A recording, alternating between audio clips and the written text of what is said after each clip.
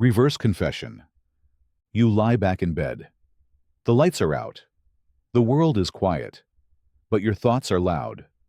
Too loud. So here's something twisted. Instead of trying to silence them, you offer them a microphone, but not for the usual venting, or journaling, or dumping of feelings. Tonight, you're going to confess, but in reverse. Welcome to the reverse confession, a psychological trick that feels like peeling back the layers of your mind with a cold, steel blade. Here's how it works. Instead of admitting what you're guilty of, you confess things you didn't do. Slowly, deliberately, in detail. I didn't push him down the stairs. I never stole that money.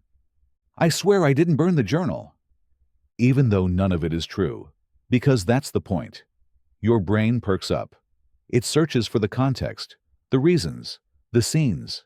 It begins to create. You're crafting crimes, spinning false memories, and watching your mind paint them like old, faded photographs that somehow feel real.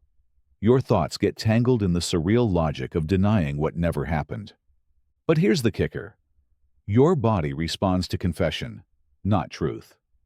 That physiological release, the lowering of blood pressure, the subtle calming of nerves, the serotonin drip you get from finally admitting something, it still kicks in. Because the act of confessing feels like an exhale, even when it's upside down. You start slow. Maybe one reverse confession, then another, and each one builds a story that doesn't exist. Your brain begins to slow down, not from suppression, but from overstimulation. You've handed it an impossible puzzle, and it starts losing energy trying to solve it. Like a computer caught in an infinite loop. Like a detective interrogating a ghost. What makes this trick unsettlingly powerful is how it bypasses traditional emotional defenses. When you confess something true, there's judgment, there's shame, there's friction. But when you confess something false, something absurd or impossible, your brain lets down its guard. It begins to play, to imagine. But play can be exhausting, and imagination, when not directed, becomes fog. This fog is exactly where sleep lives. Say you're lying there, and you whisper, "I didn't bury that time capsule in the woods." Your brain begins to ask, what woods? What was inside? When did this happen? It spins its wheels, and every wheel spin slows you down. The trick is to go deeper with each confession. More absurd, more cinematic, more elaborate. I never hacked the traffic lights downtown. I didn't switch the medication labels. I wasn't the one in the photograph. You keep going. You don't need to believe these things. That's not the point. The point is to overload your frontal cortex, the part of your brain that obsesses and replays and reanalyzes. Reverse confession is like giving that overactive mind a chew toy. Something to bite into while the rest of you slips away. And something eerie happens when you repeat a reverse confession enough times. Your emotional brain starts treating it like a real memory. Not fully, not logically.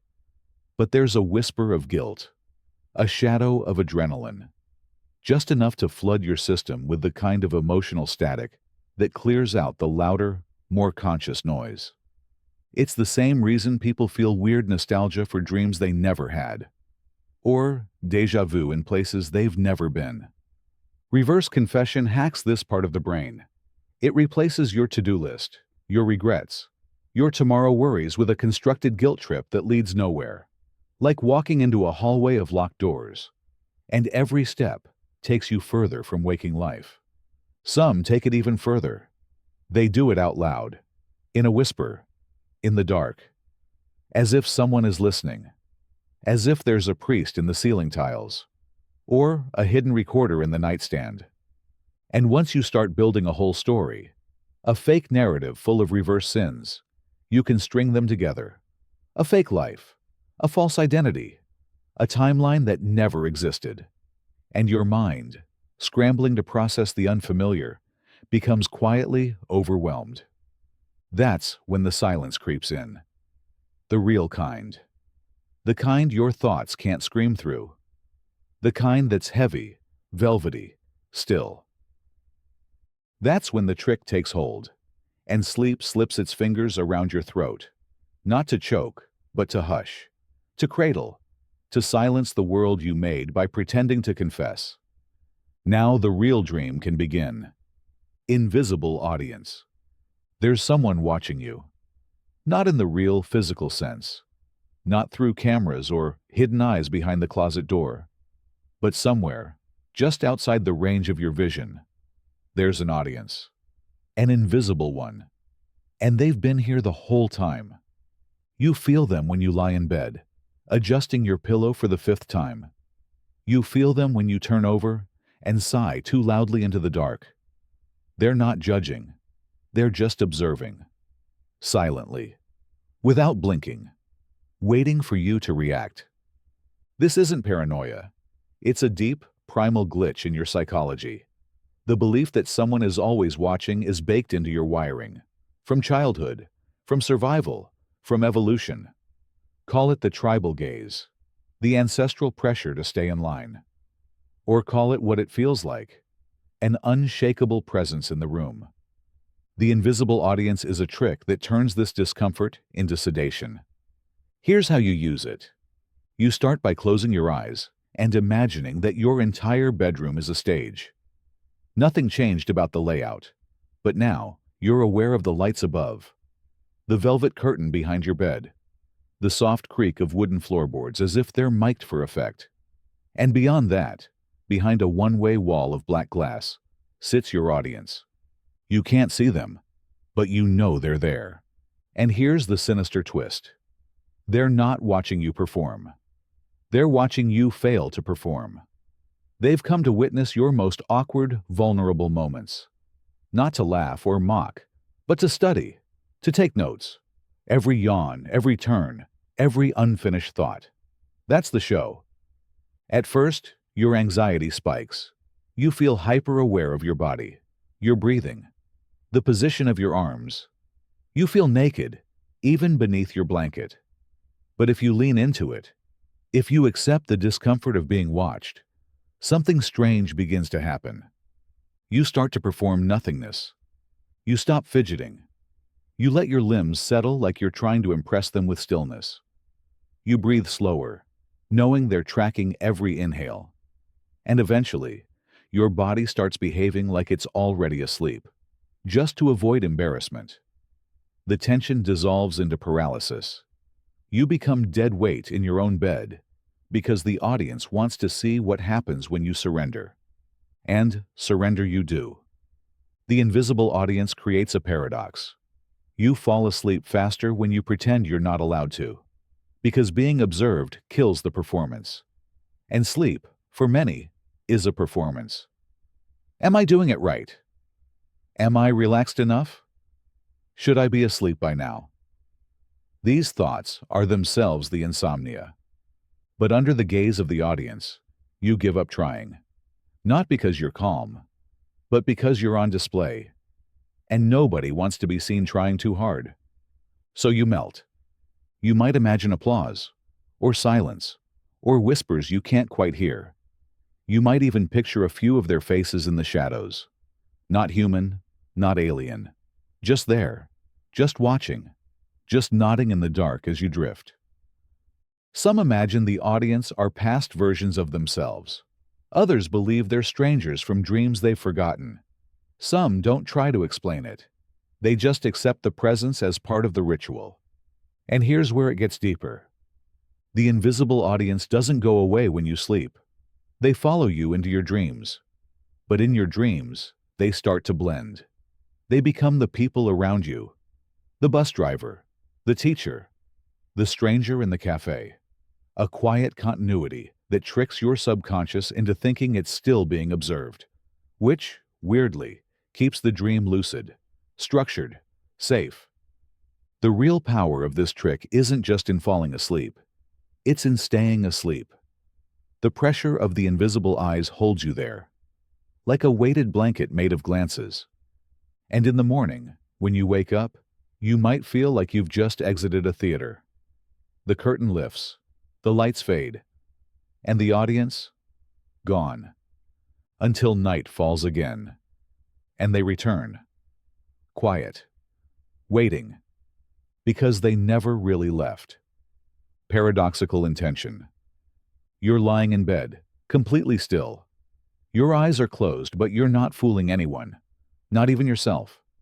You're trying to fall asleep, and your brain knows it. It smells the effort.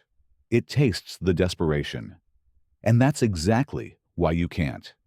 The more you want to sleep, the further it slips away, like a mirage on the edge of consciousness. So what do? You flip the whole thing on its head.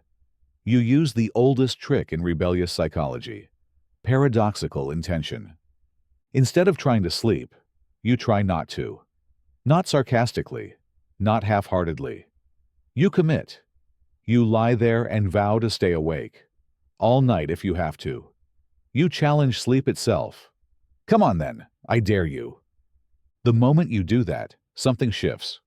Your mind, which was previously anxious and tense, now has a purpose. But it's a weird one. It's suddenly energized by this new mission. Stay awake. Resist the pull. Fight the fog. But here's the catch. Focusing on staying awake removes the pressure. It gives your thoughts a new direction. And the paradox begins its slow burn. Your body, once tensed by the anxiety of trying to drift off, now starts to relax because the pressure's gone. It's like trying to hold your breath until you pass out.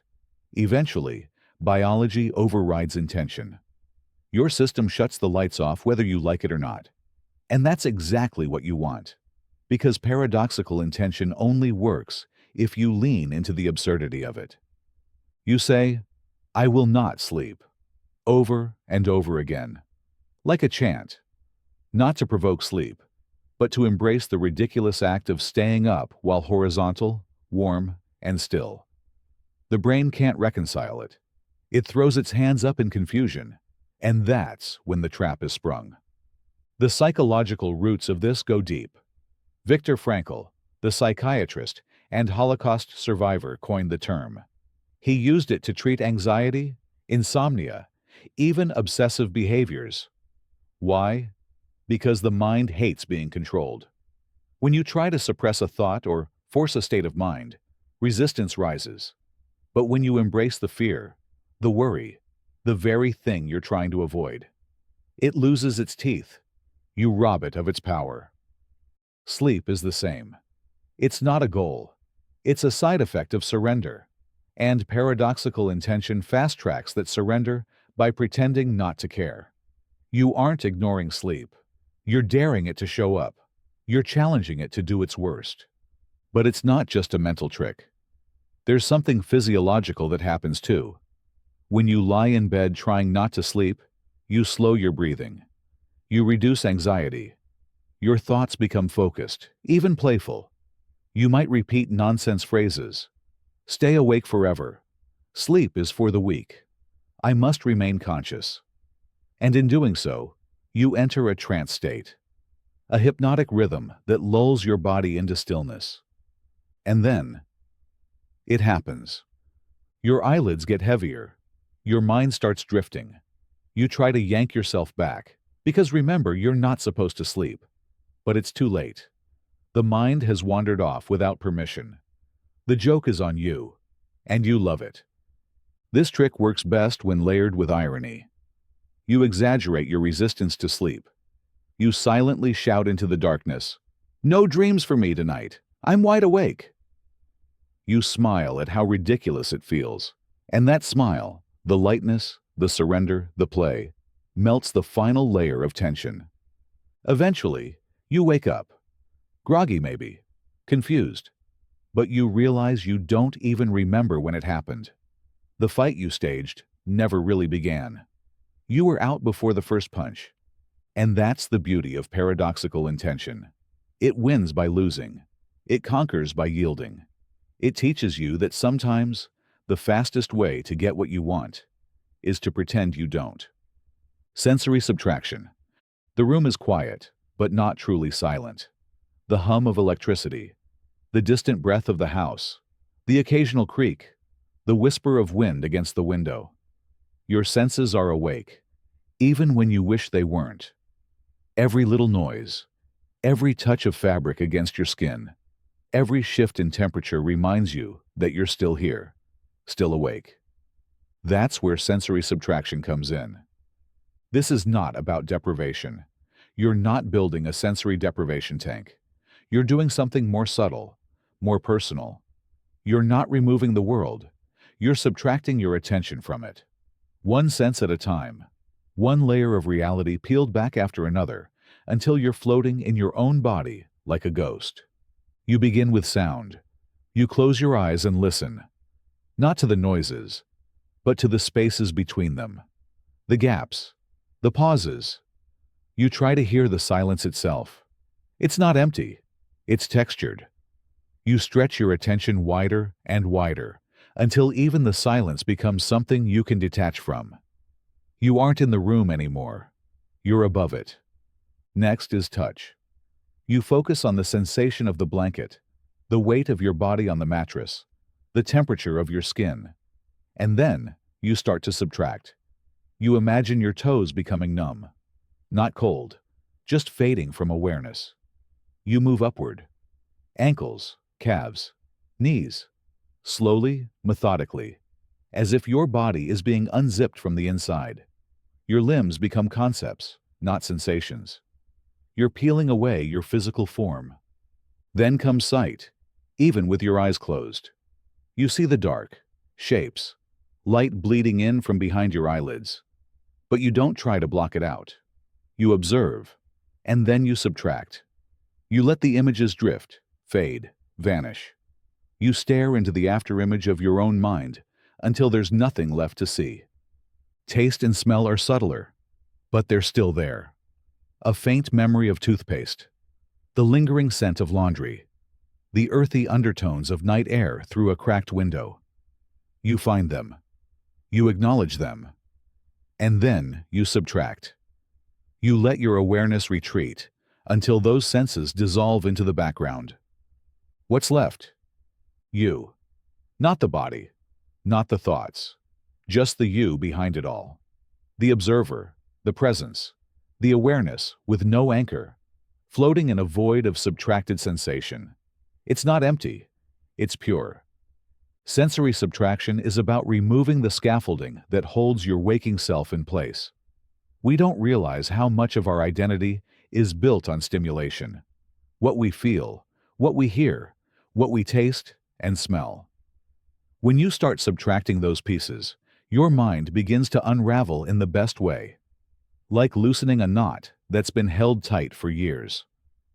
But the real trick, the sinister brilliance, is that your brain doesn't know how to exist without input.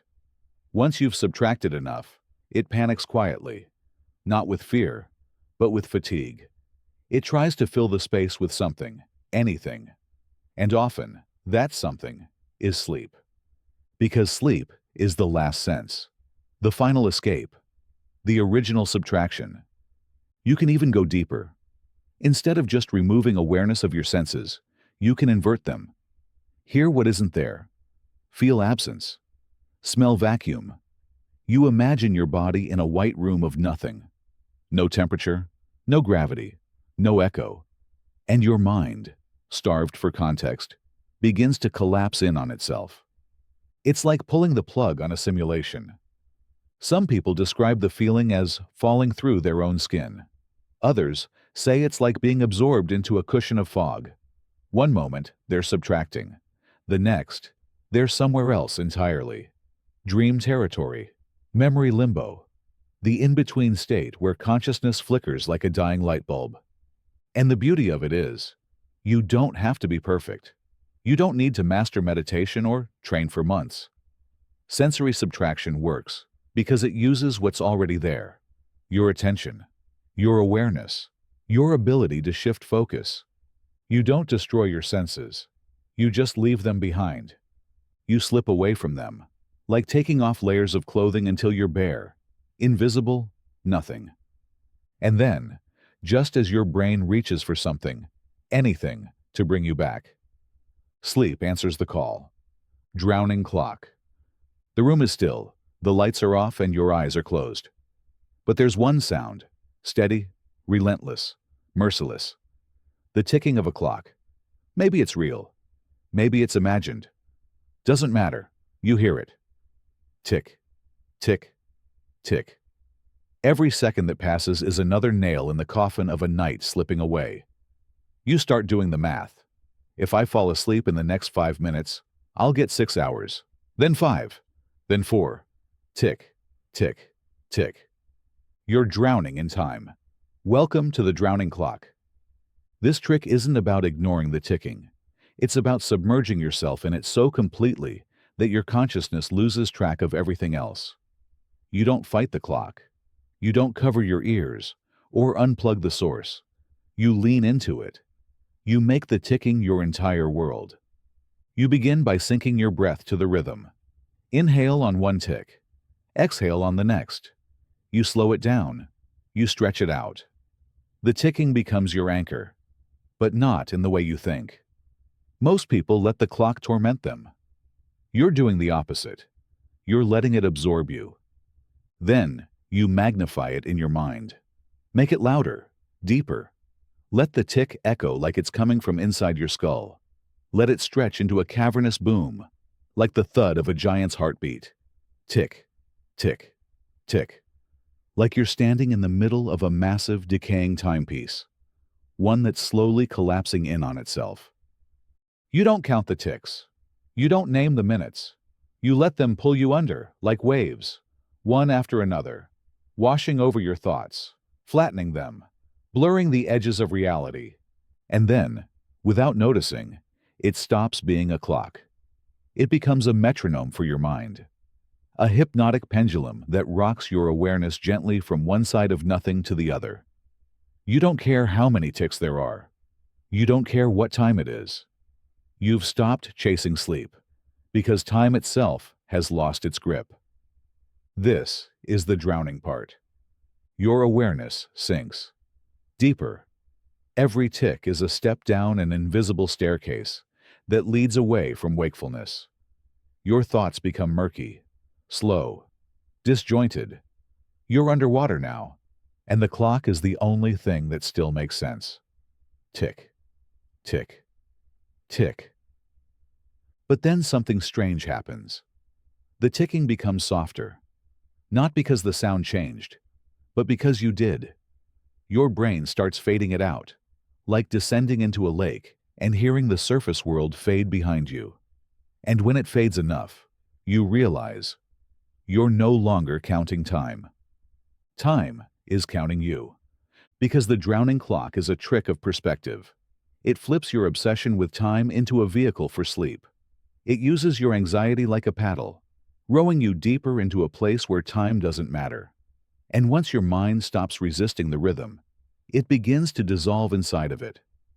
You become a passenger on the flow of seconds, drifting without control, without awareness. The brilliance of this method is in its cruelty. It takes your biggest mental enemy, the clock, and turns it into a lullaby. You become so saturated in its rhythm that your brain has no choice but to submit. No more calculations. No more panic. Just the soft, endless drowning of time pulling you under. And just before you lose consciousness, the ticking might change. It might stretch, or fade, or morph into something else entirely. Your heartbeat, the rain, distant footsteps in a dream. That's when you know you've crossed over. You were trying to sleep, but sleep got tired of waiting and came to find you. The drowning clock wins because it doesn't run from time. It drowns in it. Thought loop trap. You've been here before. This same sentence, this same thought, this same fear. It loops in your head like a broken record. You know it's irrational. You know it's unhelpful. But that doesn't stop it. You chase it, argue with it, try to reframe it. Doesn't matter. It just loops harder. Welcome to the trap. And here's the paradox. The more you try to escape it, the deeper you fall in. But what if the trap was the escape? The thought loop. Trap is a psychological trick so absurd that it works. Instead of trying to break free, you dive headfirst into the loop. You embrace it. You encourage it. You turn it into a spiral so intense, so repetitive, so utterly overwhelming that your brain starts to short-circuit. Here's how it works. You pick the thought, the one that's been bothering you. Doesn't matter if it's stupid or serious or embarrassing. You grab it, stare at it, and instead of pushing it away, you repeat it. Again and again and again. Not with emotion, not with panic, with monotony. Say it like a robot. Think it like static. You repeat it so many times that the words begin to lose their meaning. They become shapes, sounds, glitches. I forgot to reply to that email. I forgot to reply to that email. I forgot to reply to that email. You say it until it becomes not thought, but noise. And then something magical happens. Semantic satiation. It's a real phenomenon. When you repeat a word or phrase long enough, your brain stops recognizing it as meaningful. It detaches. The loop begins to erode. The thought, once sharp and obsessive, becomes soft and hollow. You've burned it out by overexposure. But you don't stop. You build a new loop on top of the first. Maybe something more abstract. A word that feels weird in your mouth. Marble. Umbrella. Caterpillar. You loop that too. You layer them. You trap your consciousness in a maze of repeated nonsense until the noise becomes a blanket. It wraps around your brain. It numbs you. The thought loop. Trap turns your worst mental habits into tools for unconsciousness. It says, "Oh, you want to obsess over this thought? Fine. Let's take it to the edge of madness." And your brain, overwhelmed by the repetition, does the only thing it knows how to do when under siege. It shuts down. Sleep becomes a defense mechanism. The trap is a paradox. It works because it's a dead end. You use up all the mental energy your brain was using to avoid the thought. You stop fighting and let it flood you. And once you've filled every corner of your mind with it, there's nowhere left for it to echo. The loop collapses, the trap disappears, and you fall. This technique also scrambles the timeline of consciousness, because repetition erodes linear thinking. You lose track of which loop came first. You forget how long you've been doing it. Time becomes warped. You could have been looping for a minute or an hour. Doesn't matter. That uncertainty disorients your awareness. And disoriented awareness is fertile ground for sleep.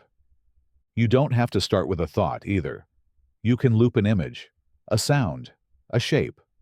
Picture a red balloon, over and over again, until it's the only thing you can see.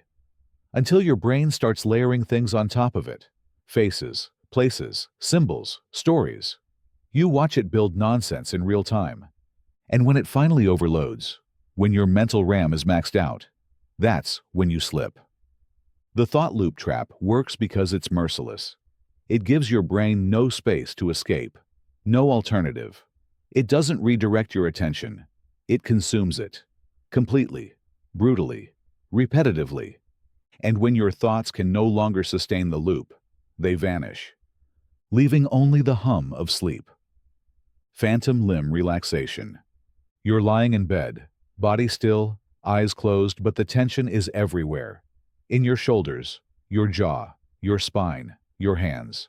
You stretch, you reposition, you sigh, but nothing changes. Your body refuses to let go. So you try something strange, something that breaks the rules of physics, but not the rules of the mind. You start relaxing limbs that aren't there. Welcome to phantom limb relaxation. Here's the idea. Your brain doesn't need real limbs to send out a relaxation signal. It just needs somewhere to send it. So you create ghost limbs, floating extensions of yourself that don't actually exist. And then, one by one, you release them. You begin with something simple, your left arm, not your actual arm. A phantom version, hovering a few inches above it. You picture the outline, the weight, the presence, but not the feeling. You imagine it as a subtle glow, a transparent echo of the real thing. And then, slowly, you exhale and let that phantom limb dissolve. Not the real arm, not the muscle, the concept of the arm. You're telling your brain, I'm letting go of what doesn't exist. And weirdly, it listens. You move on. Right leg, ghost version, hovering just above the real one. You feel the shape, the stillness, the hum of energy inside it. And then you release it, like smoke into the air, like vapor fading into night. Each time you do this, your brain gets quieter. Why? Because you're performing a neurological sleight of hand. You're faking your nervous system out. You're creating targets for it to focus on. Targets that have no tension, no pain, no resistance. So when you release them, it feels like something major just let go. And even though the tension is still in your real limbs, the illusion is enough to trigger a system-wide shutdown. You continue. Spine, fingers, jaw, phantom versions, imagined vividly, each released like a balloon into the dark. The more you do this, the further your attention drifts from your real body. You begin to feel unanchored, weightless, like your physical self is falling asleep while your mind floats just above it. Some people picture their phantom limbs made of light. Others imagine them as shadows, as smoke, as duplicates made of silk or static. Doesn't matter. The brain buys the illusion either way, because the point isn't the shape, it's the release. Real tension is hard to let go of. It clings to bone, wraps around muscle, resists you. But a phantom limb? That's all yours. You created it, so you can destroy it. You can melt it, cut it, fade it, crush it into dust. And every time you do, your nervous system echoes that signal through the real thing. It's a feedback loop of imagined surrender. And once you've let go of every visible limb, you can get weirder. Phantom eyes, phantom tongue, phantom thoughts. You build abstract versions of yourself, pieces of identity, emotion, memory, and then release those.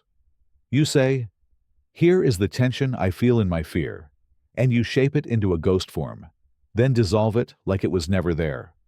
One by one, you erase parts of yourself until the only thing left is breath. Not even body. Just the soft inhale, the quieter exhale, the feeling of being without shape. And that's when sleep comes. Not because you relaxed your muscles, but because you tricked your mind into thinking it no longer has a body to protect. You're not just relaxed, you're disassembled. The beauty of phantom limb relaxation is that it's a game you can play forever.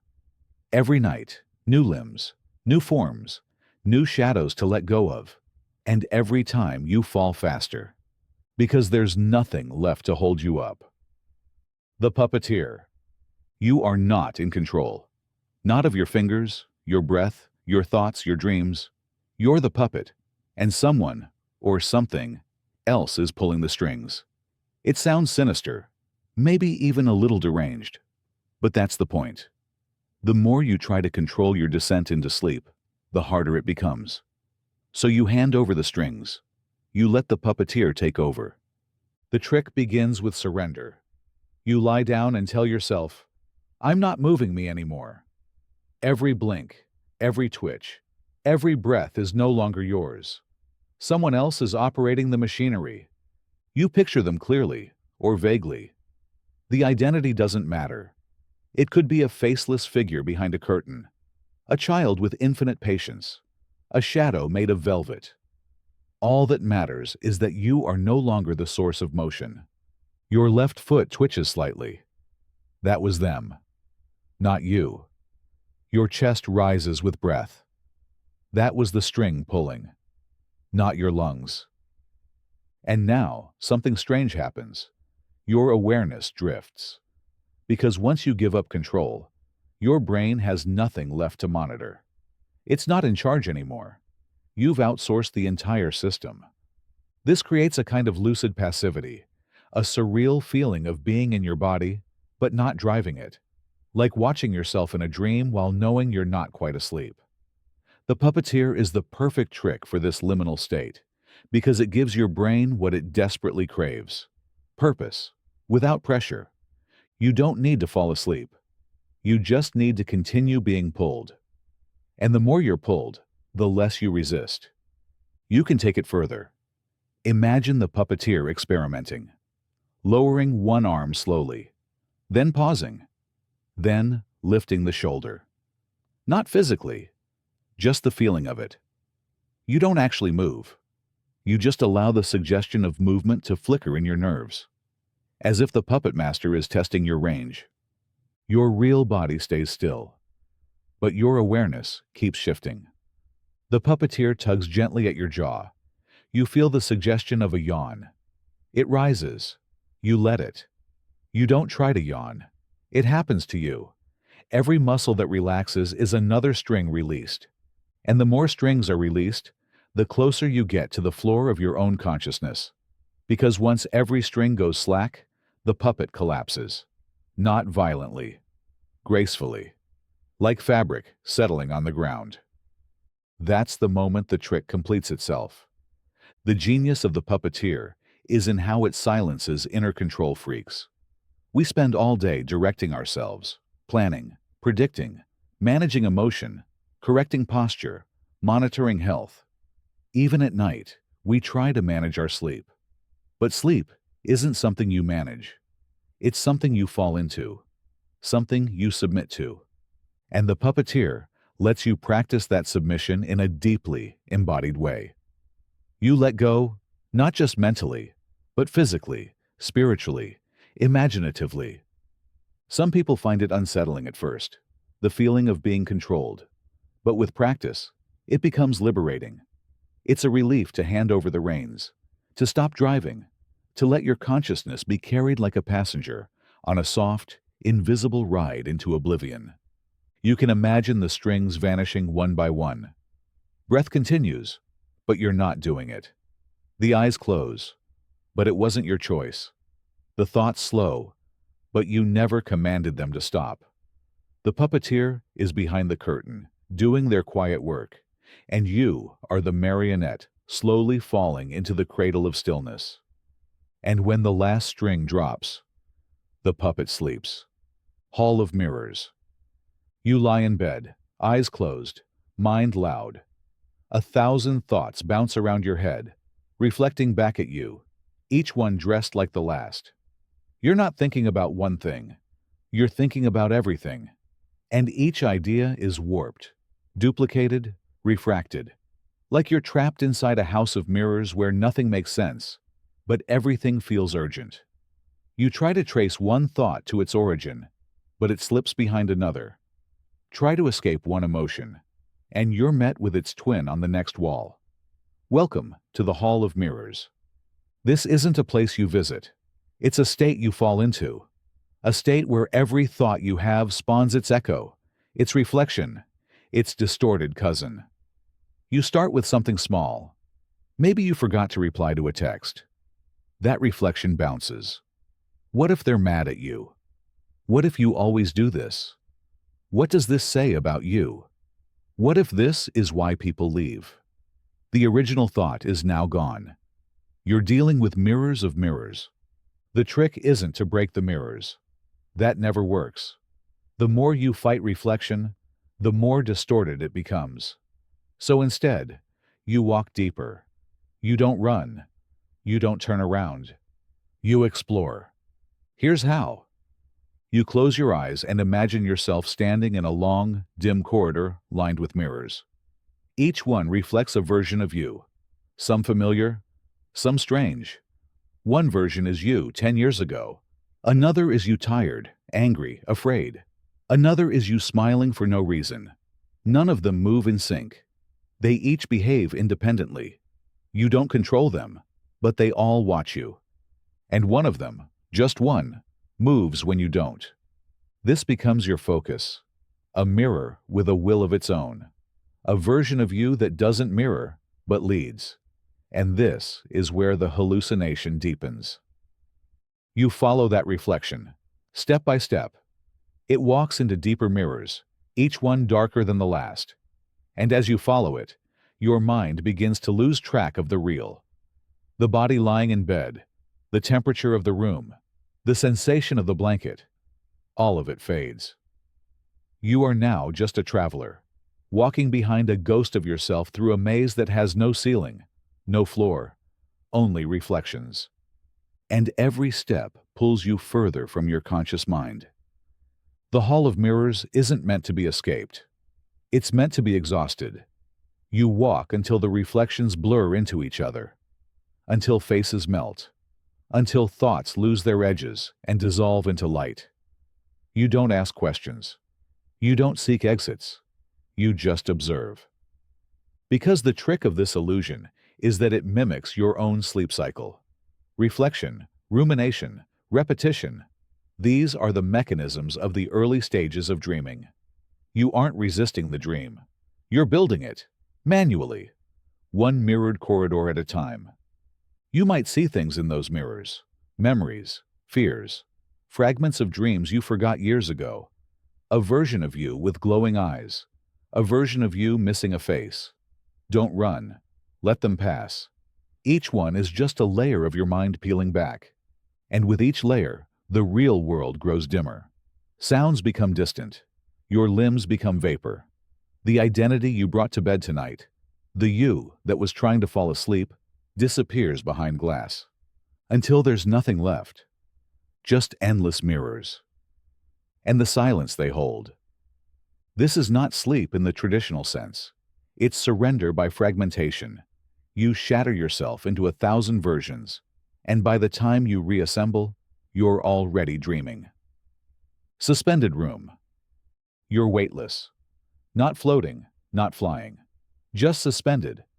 Like your body has been pinned in space by invisible threads, held perfectly still in the center of an invisible cube. You're not falling. You're not grounded. You're just hanging in place, timeless, detached from gravity. This is the suspended room. It starts with stillness. Not the kind you force, but the kind that creeps in naturally when you stop trying. Your body is quiet. You're not adjusting your pillow, not stretching your legs. You've reached the point of the night where motion feels unnecessary. That's when you imagine the room. Not your real room. A different one. A room made of nothing but air and sensation. A cube with no doors, no ceiling, no furniture. Just space. Perfectly square, perfectly symmetrical, and totally silent. And you're in the center. Suspended. The trick is to stop imagining your body lying on the mattress. That version of you is gone. Instead, feel yourself suspended 3 feet above it. Your arms are outstretched, your legs slightly apart. Not stiff, just present. You feel pressure in no direction. You're not sinking or rising, just held.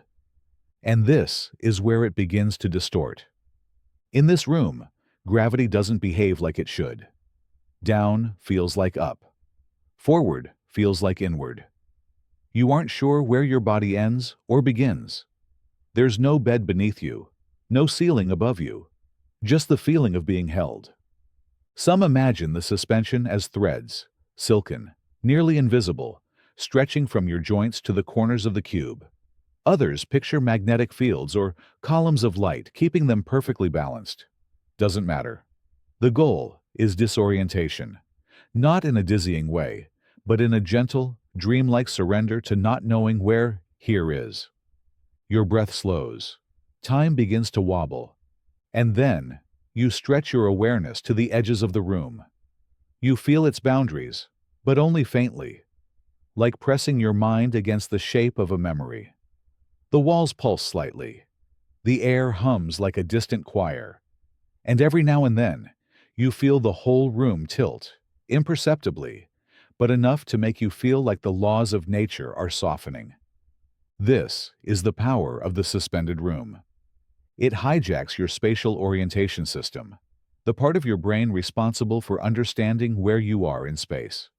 By removing ground, ceiling, and direction, It creates a floating state illusion, not unlike the beginning of lucid dreaming or deep meditation, but with one key difference. You don't try to control it. You don't try to fly or explore or build landscapes. You just stay in the cube, suspended. And over time, the cube grows darker, not in a scary way, in a thick, comforting way, like being surrounded by dense fog made of sleep. Your body fades into it. Your mind unhooks from the anchors of space. The strings holding you soften, one by one, until you're no longer suspended, but drifting. The room doesn't vanish. It simply becomes irrelevant, like a scaffolding that held you until you no longer needed it. Sleep doesn't crash in. It arrives, quietly, respectfully, because you didn't force it. You didn't invite it. You simply removed everything in the way. You gave yourself nowhere to stand. And in doing so, you became unbound. That's the suspended room. Not a place, not a dream. Just the final place you visit before sleep takes over completely. A place where nothing moves, until you do. Whispering voice. It's quiet now. The kind of quiet that presses against your eardrums. Your eyes are closed. The room is still. And yet, something begins to speak. Not out loud, not externally, but from somewhere just behind your thoughts. A whisper. Gentle, persistent. A voice that isn't yours, but somehow is. Welcome to the whispering voice. This trick is not about hearing actual sounds. It's not about hallucinations or audio illusions. It's subtler than that. It's the art of letting your inner monologue split from your conscious self and take on a tone that soothes you to sleep. You don't command it. You invite it. Here's how it starts. You lie still, close your eyes, and let your breath settle into its natural rhythm. You wait. And then, in your mind, you begin to hear it. A whisper. Not loud, not crisp, but just enough to feel like someone is speaking from within the folds of your mind. It might say something like, "You're safe now." Or maybe, "Everything is drifting." Or simply, "Let go." You don't choose the words. The voice does. And it doesn't speak in complete sentences. It flows in fragments, in gentle murmurs that don't always make sense, but they don't need to. It's not speaking to you. It's speaking for you, for the part of you that wants to shut down without being forced. You let this voice take over the narration of your thoughts, instead of the usual sharp, anxious internal dialogue. What if I can't fall asleep? Did I send that email? You let the whisper speak in long, drawn-out syllables. It slows everything down, like molasses pouring through your brain, and you begin to drift. This isn't meditation. This isn't affirmation. This is a kind of internal hypnosis, a lullaby that writes itself in real time. Your only job is to listen without focusing. You don't lean in. You don't chase the words. You let them slip past like water. Sometimes the voice echoes. It repeats itself. Let go. Let go. Let go. Sometimes it rhymes, unintentionally. Sometimes it hums. And sometimes, most beautifully, it begins to speak in images. The candle is melting on the shore. There's fog in the garden of your hands. Clouds are brushing your thoughts clean. You're not creating these sentences. They're just appearing. And that's the trick. The whispering voice emerges when you stop trying to be the thinker. It happens when you relinquish authorship of your mind. The result? Your cognitive load lightens. Your mind slows. Your nervous system calms as if someone else is driving the ship. And that someone else is not a stranger. It's the part of you that already knows how to sleep. We spend most of our lives silencing that part, pushing it down beneath productivity and logic. But here, in the dark, in this whispering space, you let it rise. You let it speak. Some people give the voice a shape, a figure, a shadow in the corner of their imagination, an old mentor, A parent, a version of themselves from childhood. Others leave it formless, like fog shaped into syllables. It doesn't matter. What matters is the tone. Calm, hypnotic, non-demanding. The voice never commands. It doesn't say, sleep now. It says, we are already drifting. It doesn't rush. It doesn't worry. It just narrates the descent. And with each line, your thoughts dissolve a little more. Eventually, you stop hearing full sentences. Then, you stop recognizing words. The whisper becomes a vibration, a soft, mental frequency, like the last note of a lullaby echoing in a canyon. Then silence. Not because the voice stopped, but because you stopped needing it. You've crossed the threshold. You've become the whisper. And sleep is already holding you. Emotion decay. You lie in the dark, still trapped in the emotion of the day. It lingers in your chest like static, not overwhelming, not screaming. Just there. A heaviness, a tightness, a low hum of unease. You try to shake it off, logic it away, reframe it, pretend it's gone. But emotion doesn't work that way. It doesn't obey reason. It fades in its own time. Unless you learn how to accelerate its decay. Welcome to emotion decay. The trick isn't to suppress how you feel. It's to stretch it, thin it, until it can no longer sustain itself. Because every emotion, no matter how powerful, has a shelf life. But when you keep rethinking it, reactivating it, feeding it, you restart the clock. Emotion becomes immortal through attention. So you stop feeding it. Not by ignoring it, but by observing it without response. You begin by locating it. Maybe it's in your throat, your chest, your stomach, a cold sensation, a heat, a tight coil. You name the emotion, not its cause, just the texture of it. Is it grief, anxiety, embarrassment, guilt? No stories, no details, just the shape of it inside you. Then you focus on duration, not intensity. You whisper to yourself, this feeling is already fading. And you watch it, like you're staring at a dying fire. You don't throw water on it. You don't blow on the embers. You sit beside it. You let it lose heat on its own. Then comes the decay. You imagine the feeling aging rapidly, not in a violent way, in a natural, inevitable one, like fruit softening, like a leaf curling in on itself. You visualize the emotion breaking down into pieces, then those pieces fading into mist. Every breath you take adds 20 years to its lifespan, and every exhale is another decade peeled away. You watch it rot, shrink, dissolve. You even narrate its death in your mind. This panic was sharp. Now it's dull.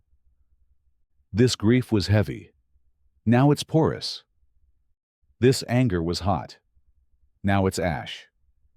You don't try to feel better. That's a trap.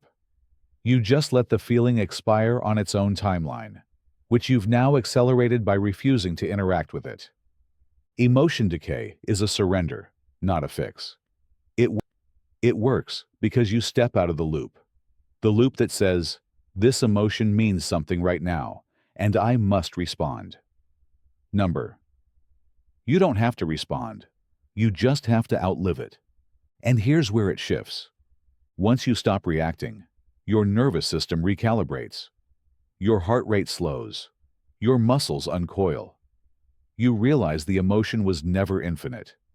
It just pretended to be, because you kept touching it. Like a bruise that won't heal, because you keep pressing on it. Now, you let it go unpressed. You let it evaporate without commentary. And as it decays, your awareness starts drifting. Because without the emotional tension anchoring you to the moment, you begin to float. Your body loses shape.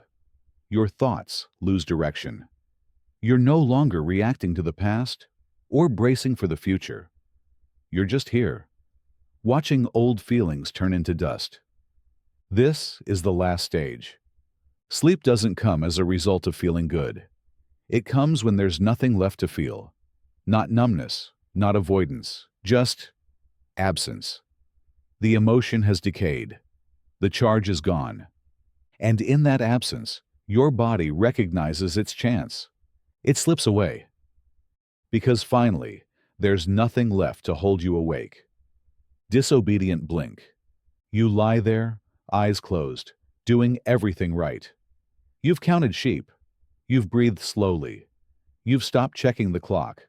But sleep still won't come. So now, you open your eyes. Just slightly. Just for a moment. And then you close them again.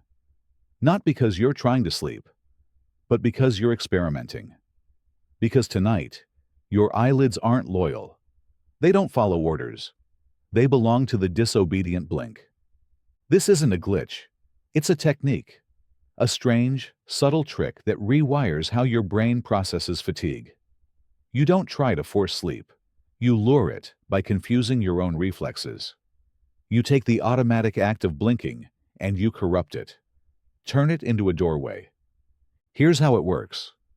You lie in the dark and open your eyes. Not wide, just enough to feel the shift.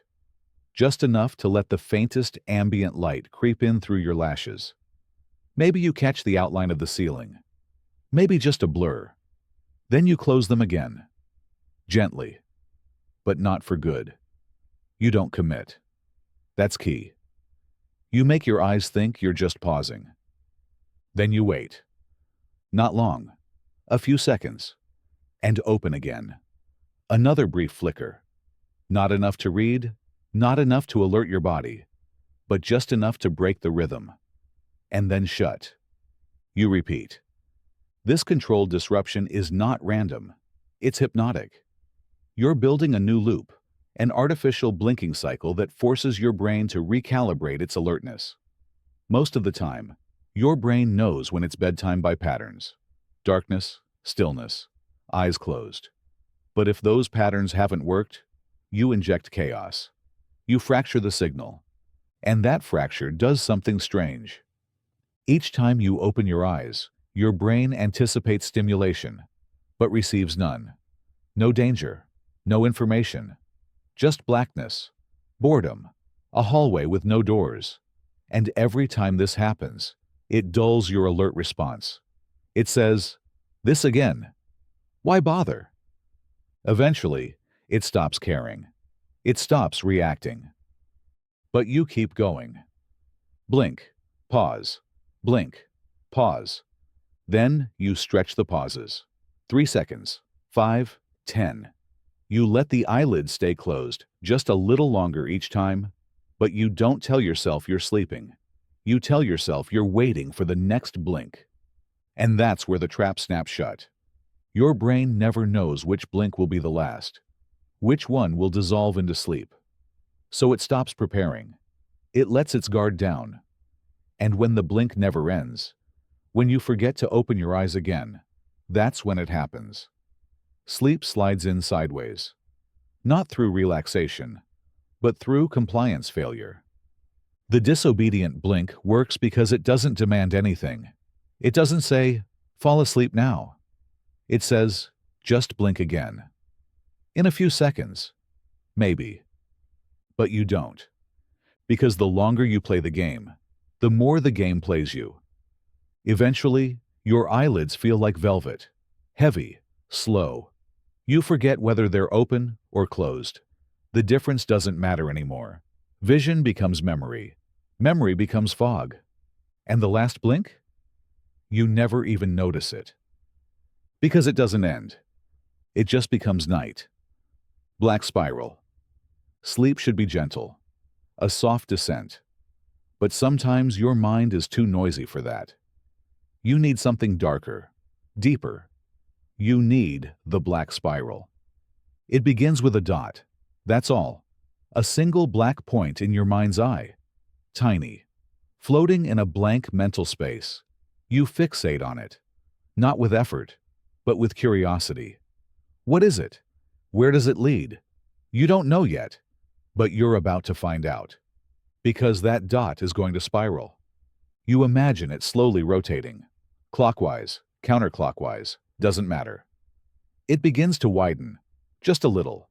The dot unfurls into a tight spiral, turning on itself with mechanical precision. Not fast, not chaotic. Slow and exact, like a hypnotist's wheel designed just for you. This is not decoration. This is a tool. As the spiral expands, you follow it inward, not outward. You trace the path backwards, from the outer edge toward the vanishing point at the center. It feels like falling, but not the kind of falling that shocks you awake. This is the slow fall, the kind that makes your breath stretch, your muscles loosen, your awareness grow heavy. Every thought you have becomes a layer of the spiral, a loop, an orbit. You don't resist them. You let them circle. Worry? Let it spiral inward. Regret? Pull it tighter. Each emotion becomes another ring around the center. But you don't follow the thoughts. You follow the motion. Always inward. This spiral is black for a reason. Not because it's scary, but because it's complete. It absorbs everything, every distraction, every echo, every flicker of anxiety. They don't disappear. They're swallowed. And the deeper you go, the more the spiral distorts. What began as a clean shape begins to shimmer. It tilts. It pulses. It feels alive. You stop tracing it with your eyes and begin tracing it with your body. Your limbs feel like they're curving. Your breath begins to spiral. You're no longer watching the black spiral. You are it. Somewhere in the spiral, sound begins. Not external sound. Internal echoes. A low, swirling hum, like wind through a tunnel, like distant machinery, or the sound of a dream beginning. It matches the rotation of the spiral, and your breath syncs with it. You are being tuned like an instrument. This is where the descent accelerates. The spiral narrows now, tighter, faster. Your awareness is shrinking with it. You aren't thinking in sentences anymore, just shapes, motion, colorless depth. The blackness no longer scares you. It seduces you. Because this is not darkness like the absence of light.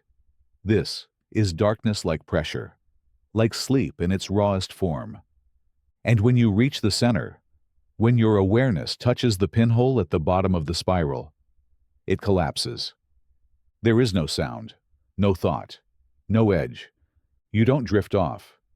You vanish. Sleep isn't at the end of the spiral. It is the spiral. And once you're in, you're not coming back until morning. Ghost memory replacement. You close your eyes and begin the slow slide into sleep. But your brain has other plans.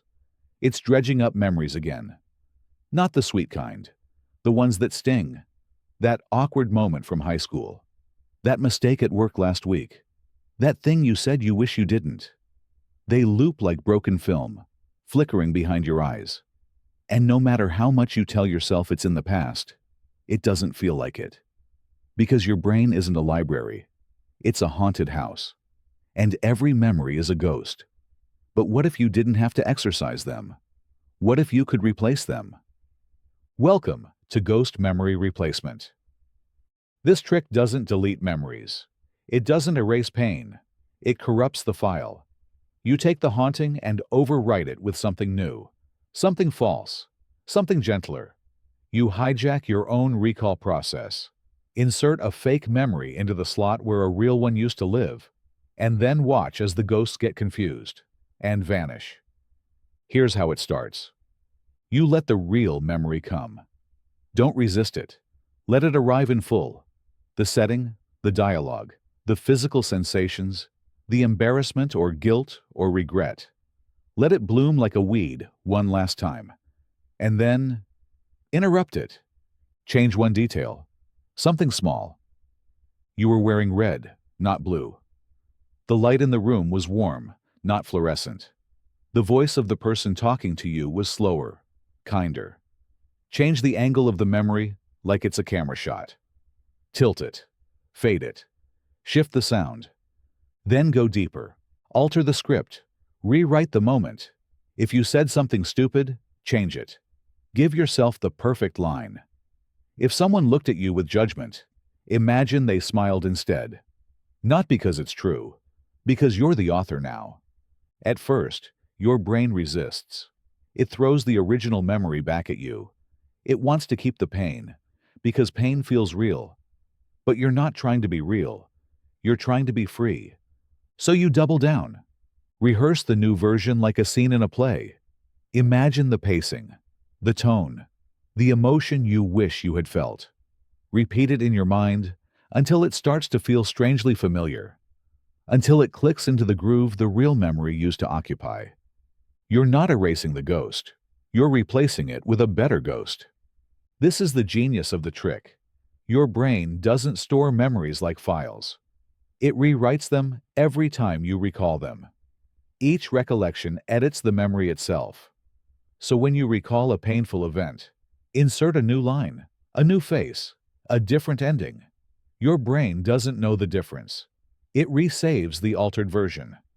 The more you do this, the fuzzier the original becomes, the sharper the ghost replacement grows. Until eventually, when your mind reaches for that moment, it pulls up the synthetic memory instead. And something beautiful happens. The emotion attached to the memory begins to change. The sting dulls. The shame thins out. You've laid a new neural pathway through the haunted woods of your mind. And now, when your brain wanders there in the dark, it gets lost. And that disorientation becomes exhaustion. You begin to drift. Not because the memory is gone, but because the ghost no longer recognizes the house. It knocks, but the door's been repainted. The furniture's been rearranged. The face that answers isn't who it expected. And so it leaves. Your body softens. Your breath evens out. And sleep finally has room to settle in. Because the ghosts have been replaced. Not destroyed.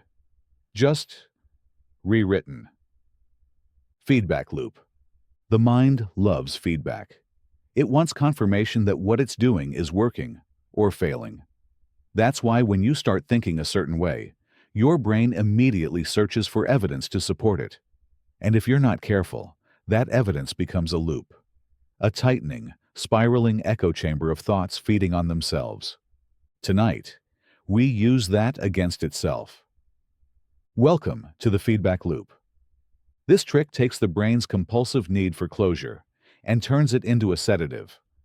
But first, you have to build the loop. You start with a simple phrase. Nothing too charged. Something neutral. Let's say, "It's getting quieter now." You think it once. Then again. And again. Not forcefully. Just steadily.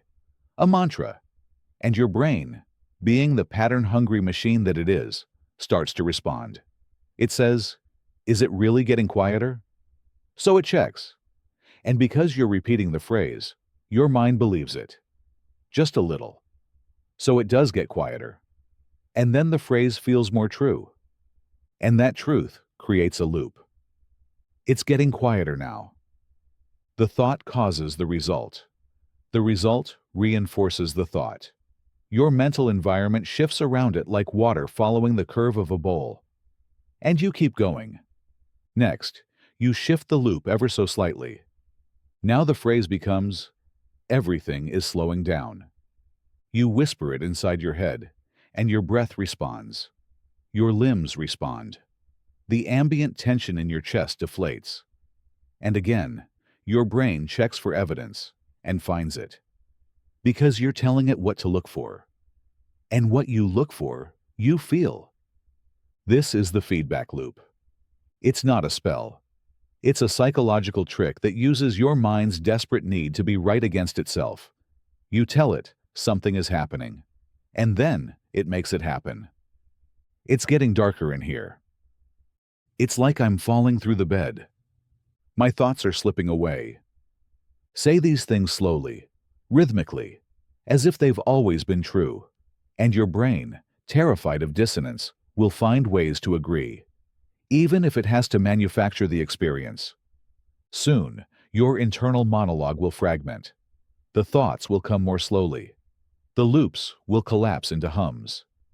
You won't even remember what you were repeating, just that something was spinning. And now, it's gone.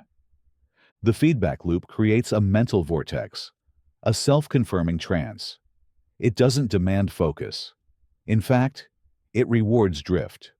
The moment you lose track of the loop, that's when it's working. That's when the spiral has taken over.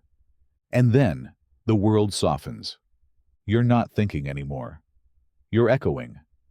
And the echo is fading. That's when sleep enters. Not as a break in the loop, but as the final, inevitable conclusion. A silence that no longer needs reinforcement. Because the loop has spun you to the edge of thought itself. And there's nothing left to echo. Disappearing room. You're lying in bed, eyes closed, but your awareness is still too sharp. You feel the pillow under your head, the texture of the blanket, the way your body sinks into the mattress. You hear the air conditioner hum, a floorboard creak, maybe the faint buzz of electronics. You're here, in this room. But that's the problem. You're too here. So we do something strange. We make the room disappear. This is the disappearing room trick, and it starts with erasure. Not all at once. Not aggressively. Just one element at a time. You begin by removing the ceiling. In your mind, you look up into the darkness and decide there's no longer anything above you. The ceiling melts away, evaporates. You imagine infinite space above, like the roof peeled off and the sky turned to ink. There's nothing overhead now. Just void. Next, the floor. This one's trickier, because your body is in contact with it. But that contact is an illusion. You don't need to believe you're floating. You just suggest it. Start by imagining the floor slowly fading, dissolving into fog. You tell yourself, the bed is no longer resting on anything. It's just suspended. And as soon as you say that, your body begins to lighten. A little. Enough to break the illusion of pressure. Then the walls. One by one, you mentally walk around the perimeter of your room and remove each wall. You don't demolish them. You vanish them. First, the wall to your right disappears. You feel the openness on that side, the lack of boundary. Then the left. Then the wall behind you. Then the one in front. Each one fading into the same black air as the ceiling. Now there's nothing. You're still in bed, technically. But the bed is floating. Not in a sky. Not in a field. In nothing. No reference points. No room. Just your body, wrapped in softness, suspended in absence. Your brain starts to panic, quietly. It's used to anchoring itself to space. The brain maps every environment using distance, objects, sound cues. But now it has none. And instead of scrambling, it begins to surrender. This disorientation is exactly what we want. Because when the brain can't locate itself, it turns inward. It stops scanning, stops monitoring. It defaults to safety mode, rest, not from peace, but from surrender. There's no threat here, no walls, no corners, no ceiling to fall from, nothing to prepare for, nothing to process. Then the final step. You remove yourself from the room. You imagine your body beginning to fade. Not vanish, not die, just blur. Start with your toes. Feel them tingle, then melt into the air. Then your legs, your hips, your arms. One by one, the boundaries of your physical form dissolve into the nothingness around you. You're not gone. You're just not defined anymore. Eventually, there's no more you left to be awake. You've erased the last frame of reference. The room is gone. The body is gone. All that remains is awareness, and even that begins to dim. This is the disappearing room, a trick not of calm, but of vanishing. You remove your environment piece by piece, until there's nothing for your consciousness to hold on to, and without anything to cling to, it lets go. That's when sleep arrives. Quiet, heavy, inevitable. Because you can't stay awake in a place that doesn't exist. Echo chamber. Your thoughts are loud, louder than they should be. You're lying in bed, trying to drift off, but your mind is a noisy hallway. One word bounces off the next. One worry slams into another. You think you've finished the thought, but then it comes back. Louder, distorted, uninvited. Welcome to the echo chamber. This is the trap your brain sets when it's tired but overstimulated. It repeats itself, not for clarity, but for control.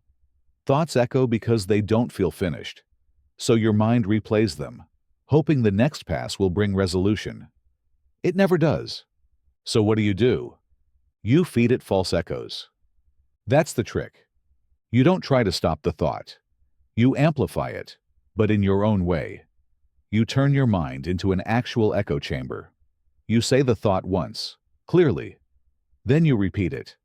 Not with intent, with delay, with distortion, like shouting into a canyon.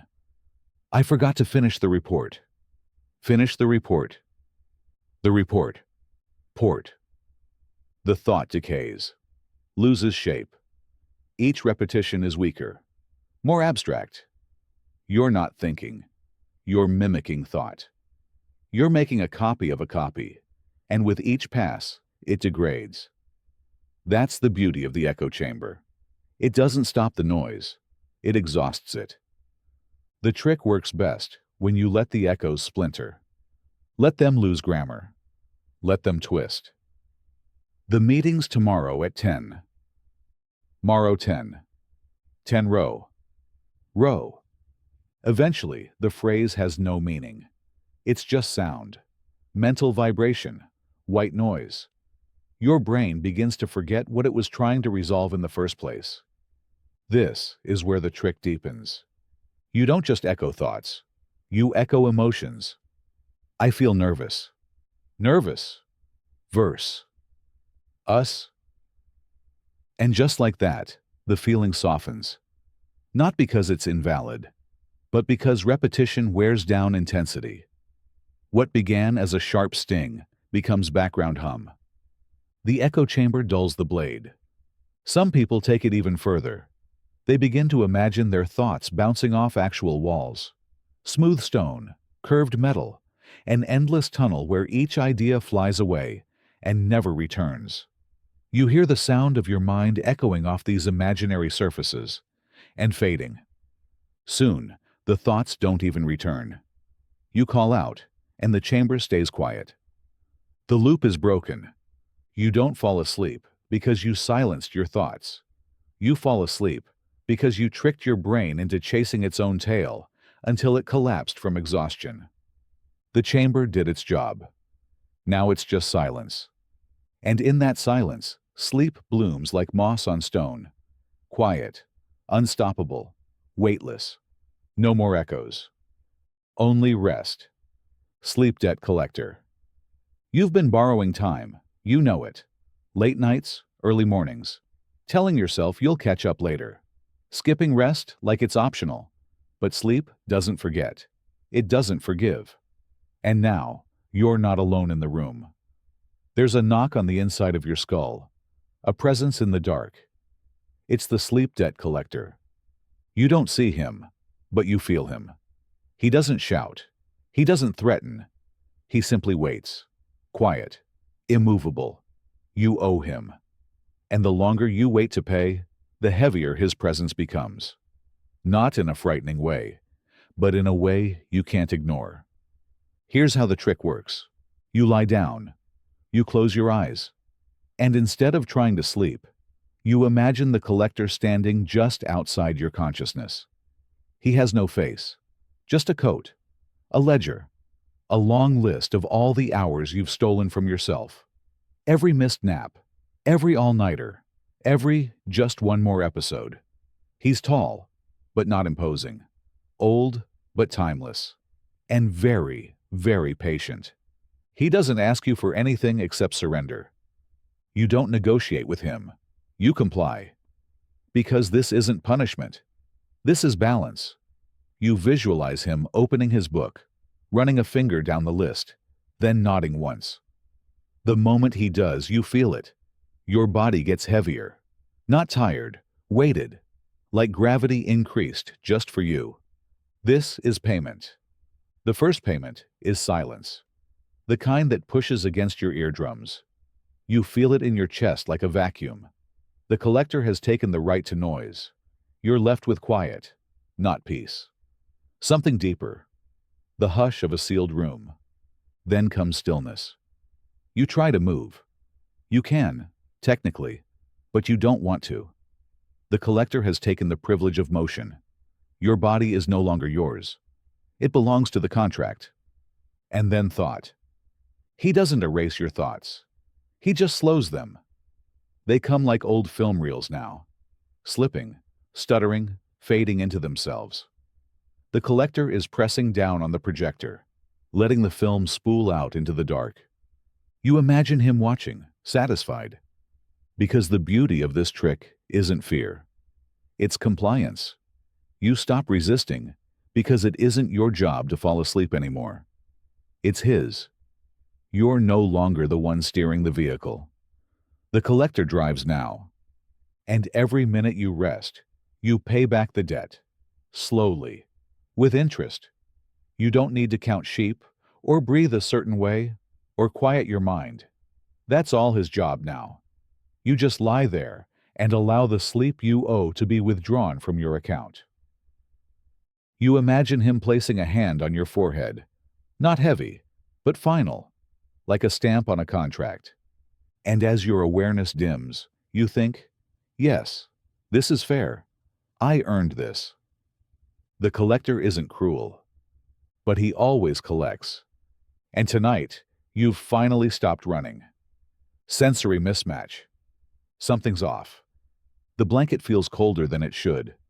The pillow seems farther away. The silence in the room sounds like static, even though there's no source. You turn your head slightly, and it feels like the air moves differently. Nothing's wrong, but nothing's right. That's when the trick starts working. This is sensory mismatch, a psychological trick designed to dismantle your brain's ability to track reality. Because when your senses stop matching your expectations, your mind stops trusting itself. And when it stops trusting itself, it gives up. It starts with subtle shifts. You lie there and imagine that your hands are touching water. Not wet, but cool. Just cool enough to trick your brain into wondering why. The mattress beneath you is still soft, but now it feels like it's sinking. Just a little. Not enough to alarm, just enough to disorient. Then you're breathing. You imagine that with every inhale, your body gets heavier. But with every exhale, it gets lighter. That's not how breathing works. Your body knows that. But you keep feeding it this paradox. Inhale, sink. Exhale, rise. Repeat. Eventually, the pattern becomes dominant. Your sensory system tries to correct it, and fails. And that failure is exactly what begins to lull you under. Next, temperature. You imagine that your legs are warm and your arms are cold. Then switch. Left side cold, right side warm. Switch again. You're not actually changing anything, but your attention tells your nervous system there's a discrepancy. And the brain's desire for alignment kicks in. It tries to resolve the mismatch. It tries to normalize the signal. It burns energy doing this. Energy it no longer has. That's the point. You're creating gentle cognitive static. Not loud enough to alert your mind. Just loud enough to jam it. Like a signal with two competing frequencies. The longer the mismatch continues, the more your mind tires. You go further. Imagine that your head is tilted even when it's not. That your feet are slowly sliding to the right. That your tongue is swollen. That your back is floating 1 inch above the bed. Not intensely, just enough to convince your sensory system that something subtle and strange is happening. This is what causes the descent. Because sleep isn't just the absence of thought, it's the withdrawal of control. And when your senses can no longer map your body or trust your signals, they hand the keys to the subconscious. Mismatch becomes surrender. And surrender becomes silence. Now you go deeper. You hear a sound that isn't there, a low tone, a hum. You place it somewhere, the corner of the room, behind the dresser, just barely outside your awareness. You focus on it, even though it doesn't exist. And in doing so, your auditory system joins the confusion. One more sense knocked out of sync. Eventually, your entire map of the world has been gently corrupted. The blanket is too heavy. The room is too soft. The light behind your eyelids is the wrong shade of black. Nothing feels right. And that's why you begin to sleep. Because when the brain can't rely on its environment, it turns inward. It shuts the gates. It says, let's try again tomorrow. And it shuts down all systems. Sensory mismatch isn't chaos. It's misdirection. And sleep is what follows when the magician's trick is complete. When all eyes are watching the wrong hand, and the real illusion begins. Closing door. The moment your head hits the pillow, you feel it. Everything trying to follow you in. The day, the noise, the voices, the unfinished tasks. Like guests who refuse to leave. You've turned off the lights, but your thoughts are still flicking switches in every room of your mind. So tonight, you don't try to block them out. You don't argue. You don't beg for silence. You just close the door. One door at a time. That's the trick. You walk your mind through a house, your house. Only it's not the one you live in. It's the house of your thoughts, your memories, your impulses. And each room holds something you've carried with you all day. So you start at the farthest end. Maybe the kitchen, where hunger lives, or the leftovers of social interaction. You walk in mentally, glance around and say, not now. Then you close the door. And it's not a soft close. It's deliberate, heavy. You hear the latch catch. You feel the vibration in the frame. Final. Next room. The hallway of worry. The little room filled with your to-do list, your calendar, your appointments. You see the items still sitting there, blinking, waiting. You don't erase them. You acknowledge them. Then you turn. Pull the door shut. Click. You keep going. The room where fear waits. Always quiet. Always watching. It doesn't shout. It just lingers. You nod. Not tonight. Door closed. Locked if necessary. This entire ritual is about boundaries. Psychological ones. Physical ones. You're training your mind to understand that not everything gets to follow you into sleep. There's a threshold, a final hallway. And with each door you close, that hallway gets shorter. Until you reach the last one. The bedroom. Not your real one. The mental version. The final chamber where you lay down in absolute mental darkness. And this room has only one entrance. Behind you. The hallway is gone. The other doors have vanished. There's only one left to close. You stand in the doorway. Breathe in. And shut it. Click. This is the sacred seal. The final act of separation between your waking mind and your sleeping one. Once the door is closed, nothing else is allowed in. You don't look back. You don't revisit the rooms. You don't open them to check if the lights are off. They're off because you decided they are. Some people take this even further. They imagine the entire house shrinking, folding in on itself like origami. Or they place it on a boat and push it out to sea. Others bury it beneath snow, or watch it dissolve into mist. However you do it, the message to your mind is the same. This is my space now, and it is not shared. The closing door works because it gives you a way to say goodbye. Not forever, just for tonight. It doesn't ask you to solve anything. It simply asks you to close what's been open too long. You create endings where your brain left question marks. And endings are how sleep begins. Because every dream needs a door between it and the day. And you've just shut yours, thought assassin. Some thoughts are persistent. They don't care how tired you are. They don't care how many times you've told them to leave. They sneak back in, dressed as reminders, cloaked in shame, disguised as logic, and they multiply. 1 turns into 10, 10 into 100, until you're lying there in a war zone, outnumbered, outgunned. So what do? You hire a killer, a silent one, the thought assassin. This isn't a metaphor. It's a persona, a figure you create and unleash deep inside your mind. Their only job is to eliminate stray thoughts the moment they appear. No dialogue, no emotion, just precision. Like a blade through fog. You start by designing them. Male, female, faceless. It doesn't matter.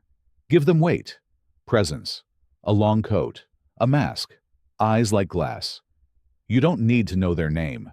You just need to trust them. This is not a guardian, not a protector. This is an executor. Cold, efficient, silent. Now, lie back. Every time a thought appears, any thought, you don't follow it. You don't argue. You don't reframe or analyze. You watch the assassin step forward and destroy it. Quick and clean. A blade through a sentence. A sniper shot through a memory. A hand that reaches into the darkness and squeezes the thought until it disappears. It's not violence. It's clarity. The assassin doesn't hate your thoughts. They just don't allow them to remain. Their presence tells your brain, this is not a place for clutter. And the more you use them, the faster the process becomes. A worry surfaces. Did I leave the oven on? Gone. A regret tries to bloom. I should have said. Silenced. A plan starts forming. Tomorrow, I'll need to. Erased. The assassin doesn't tire, doesn't wait, doesn't ask permission. And you stop trying to manage your mind. You outsource it. You hand over the controls. You say, take care of it. This trick is effective because it interrupts the feedback loop of rumination. Normally, when a thought arises, you engage. That engagement rewards the brain. It thinks, this is important, and it sends more. But when thoughts are met with silence and deletion, they stop coming. The signal dies. You can even make it visual. Picture the assassin in a dark corridor lined with mirrors. Each mirror reflects a thought. And as the assassin walks past, they shatter the glass with a finger. No sound, just cracking, falling, gone. Or imagine a rooftop in rain, and every raindrop is a thought. And your assassin walks across it, dry, untouched, leaving no trace. Every drop that lands on them evaporates before it hits the ground. Eventually, your thoughts slow. They begin to hesitate before appearing. Even they don't want to be destroyed. And then, they stop altogether. You're left in silence. And in that silence, the assassin fades too. They were never real. They were a function, a symbol, a tool. And now the job is done. You drift off with nothing in your head but blank space and black sky. Because tonight, the assassin handled everything and left no survivors. Gravity well. You're lying still, but it doesn't feel like rest. It feels like suspension, like your body is floating just slightly above the bed, refusing to fully settle. Your limbs are heavy, but restless. Your mind is soft, but still pacing. That's when you need something stronger than relaxation. Something heavier, something deeper. You don't need calm. You need pull. You need the gravity well. This trick doesn't ask your body to relax. It demands that it sinks.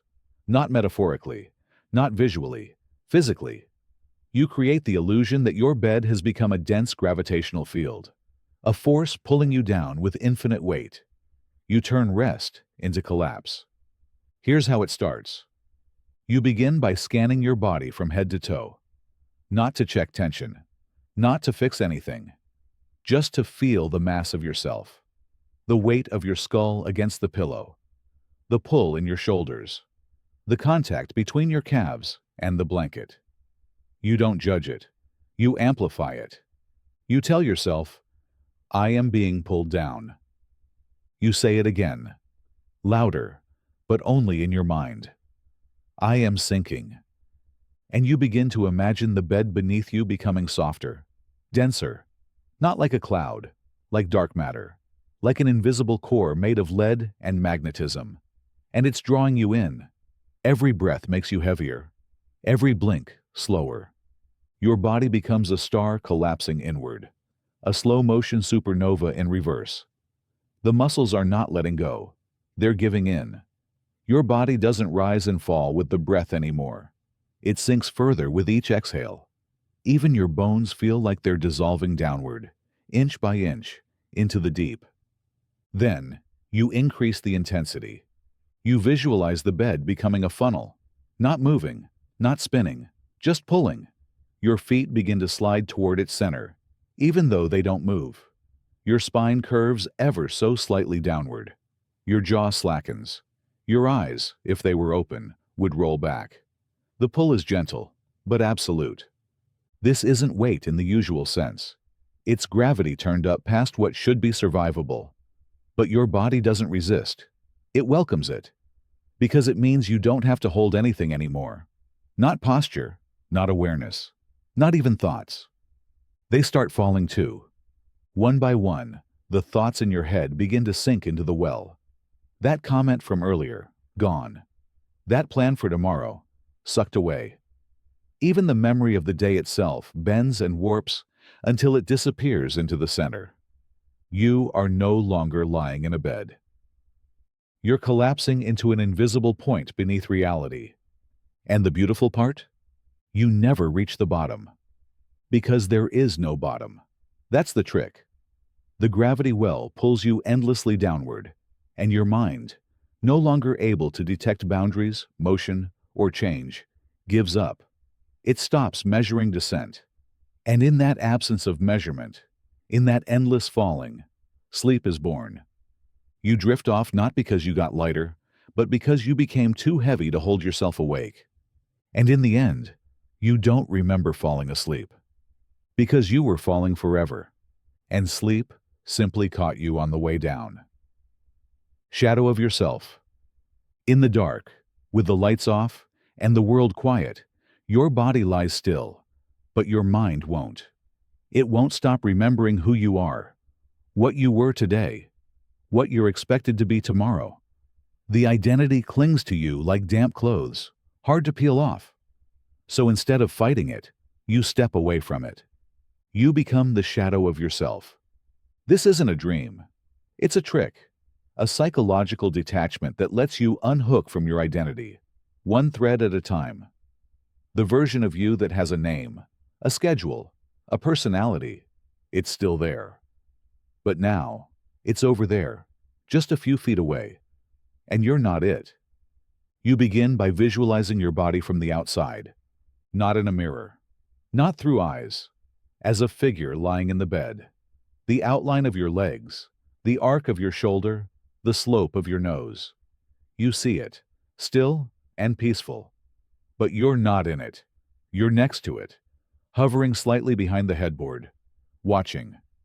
That version of you still holds all the noise, the thoughts, the roles, the memories.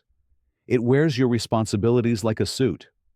But you're just the shadow it casts. You're weightless, formless. A whisper of a presence that no longer answers to thought. This creates distance. The emotional kind. The kind that sleep loves. Because sleep doesn't come for the person who's awake. It comes for the part that no longer cares who that person is. So you go deeper. You begin narrating your own detachment. That's the body that holds tension. I don't. That's the mind that remembers stress. I don't. That's the self that wakes up tomorrow. I don't. With each line, you step further away from the identity you've carried all day. And that identity, now separated, becomes quieter. Like a TV turned down in another room. Eventually, you don't even look at the figure on the bed anymore. You forget it's there. You're just the part of yourself that watches from behind. The shadow that doesn't speak, doesn't feel, doesn't react, just exists. And here's where the shift happens. Without identity, there's no urgency, no tasks to finish, no personality to maintain, no ego to defend. You become simple, primitive, like the flicker of consciousness inside a dream before it knows it's dreaming. That shadow self has no tension. It has no future. It has no fear. And so it slips, softly, quietly, into the first layer of unconsciousness. You never feel it happen. You can't. Because the shadow was never fully awake. It never carried the weight of being you. And because of that, it falls asleep like fog, settling on a forest, unnoticed. The brilliance of this trick is in what it erases. Not stress, not thought, identity. And when your identity falls asleep before your body does, the rest follows quickly. Because you are no longer trying to sleep. You are simply the part that remains when the waking self is left behind. A shadow, fading, until you vanish completely. Phantom clock hands. You lie in bed and check the time again. You don't even need a clock anymore. You've internalized it. You feel time passing. You count the hours of sleep you're losing with every breath. Your body is still, but your mind is pacing around a watch face, listening for ticks that aren't there. And here's where it gets strange. What if there is a clock? One you can't see. One that's inside you. And what if the hands on it don't follow the rules? Welcome to Phantom Clock Hands. This isn't a timekeeping trick. It's a mental dismantling of your circadian sense of control. Because the harder you try to sleep before midnight, or get 8 hours, the more your mind spirals around deadlines and measurement. Phantom Clock Hands destroys that spiral by giving your brain a puzzle it can't solve. Here's how it works. Close your eyes and imagine a giant clock face behind your eyelids. Old, faded, like something from a crumbling cathedral. The numbers are soft, the surface cracked, and in the middle are 2 long black hands. But they're not moving. Not normally. One drifts, slowly, unpredictably. It stutters, it jerks. Sometimes it reverses. You try to guess the time, but it doesn't help. You stare. And as you do, something strange begins to happen. The numbers change. Not dramatically, just slightly. 12 turns into nothing. 3 becomes a symbol. 6 becomes a blank space. The markings you used to rely on are dissolving.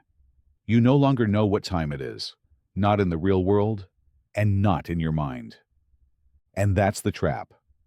You've been trained your whole life to obey the clock, to worry about time, to race against it. But now, the very structure of time has started to betray you. And that betrayal is your release. The more you focus on the broken hands of this phantom clock, the more your internal sense of urgency begins to fade. You can't count hours anymore. You can't plan sleep. You can't predict dreams. You are, for the first time, unshackled from the mechanical rhythm of waking life. You imagine the second hand trying to tick, but failing. It wants to keep going.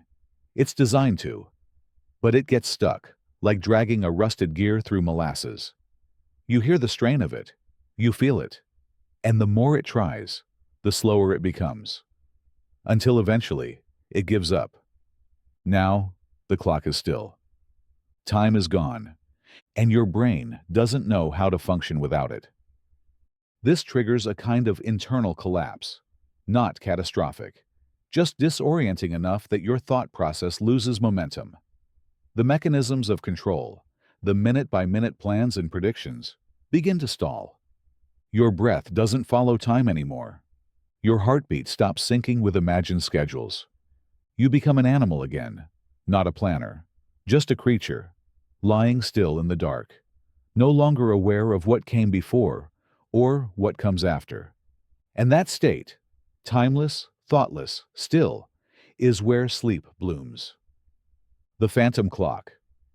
Hands work because they mimic the sensation of being deep in a dream, where minutes stretch into hours and seconds disappear entirely, where the rules of the day no longer apply, where you've stopped trying to measure anything, because there's nothing left to measure, just shadows circling a clock with no numbers, and you, finally, forgetting to count.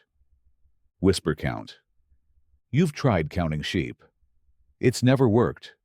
Not really. You end up thinking too hard about the sheep. What color are they? Are they fenced in? Why are they even jumping? And before you know it, you're building a barn in your head and making mental spreadsheets about wool. Counting becomes chaos. So tonight, you count differently. Welcome to Whisper Count. This trick is not about numbers. It's about rhythm, about surrender, about becoming the whisper that leads you into unconsciousness. You don't count aloud. You don't even count clearly. You count like your thoughts are fading mid-sentence, like your breath is saying things you can't quite hear. You start with a number, 1.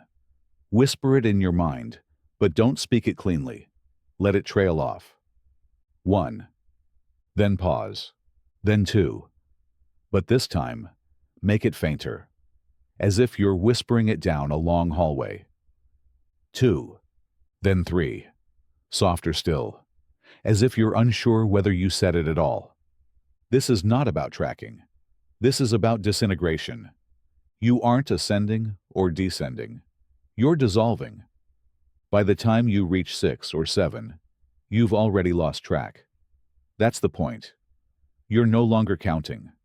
You're whispering ghosts of numbers, letting each one stretch into the next like echoes in fog. You don't care what comes next. You don't plan the sequence. If you skip, fine. If you repeat, better. You're not trying to complete a set. You're trying to lull your consciousness into a trance it can't follow logically. And here's where the trick starts taking over. Each number becomes a breath, a wave, a hush. You don't say 10. You breathe it. You feel your body responding, your chest rising slower, your limbs heavier, your awareness fading, not because you're counting, but because the counting no longer matters. You've gone from structured thought to murmuring dream. Eventually, the numbers don't sound like numbers anymore. They're just soft hums in your mind. Half-familiar syllables, like lullabies in a forgotten language. And each whisper is a lull, each lull a doorway. You step through again and again. Some people layer images with each whisper. A candle being blown out, a stone sinking deeper in water, a curtain being drawn, one per whisper, one per breath. But the image doesn't matter. The softness does. Because the brain is addicted to input. If it doesn't get real sound, it latches onto imagined sound. If it doesn't get meaning, it invents it. But when you give it whispers without meaning, structure without clarity, it loses its grip. It spirals inward, slows, surrenders. You never reach a final number. Because whisper count isn't a countdown to sleep. It's a soft hallway with no end. Just one number at a time, each one fainter than the last. Until eventually, the numbers forget you, and you disappear with them. Internal erosion. You're lying still, but something inside you is resisting. Not your body, it's your mind.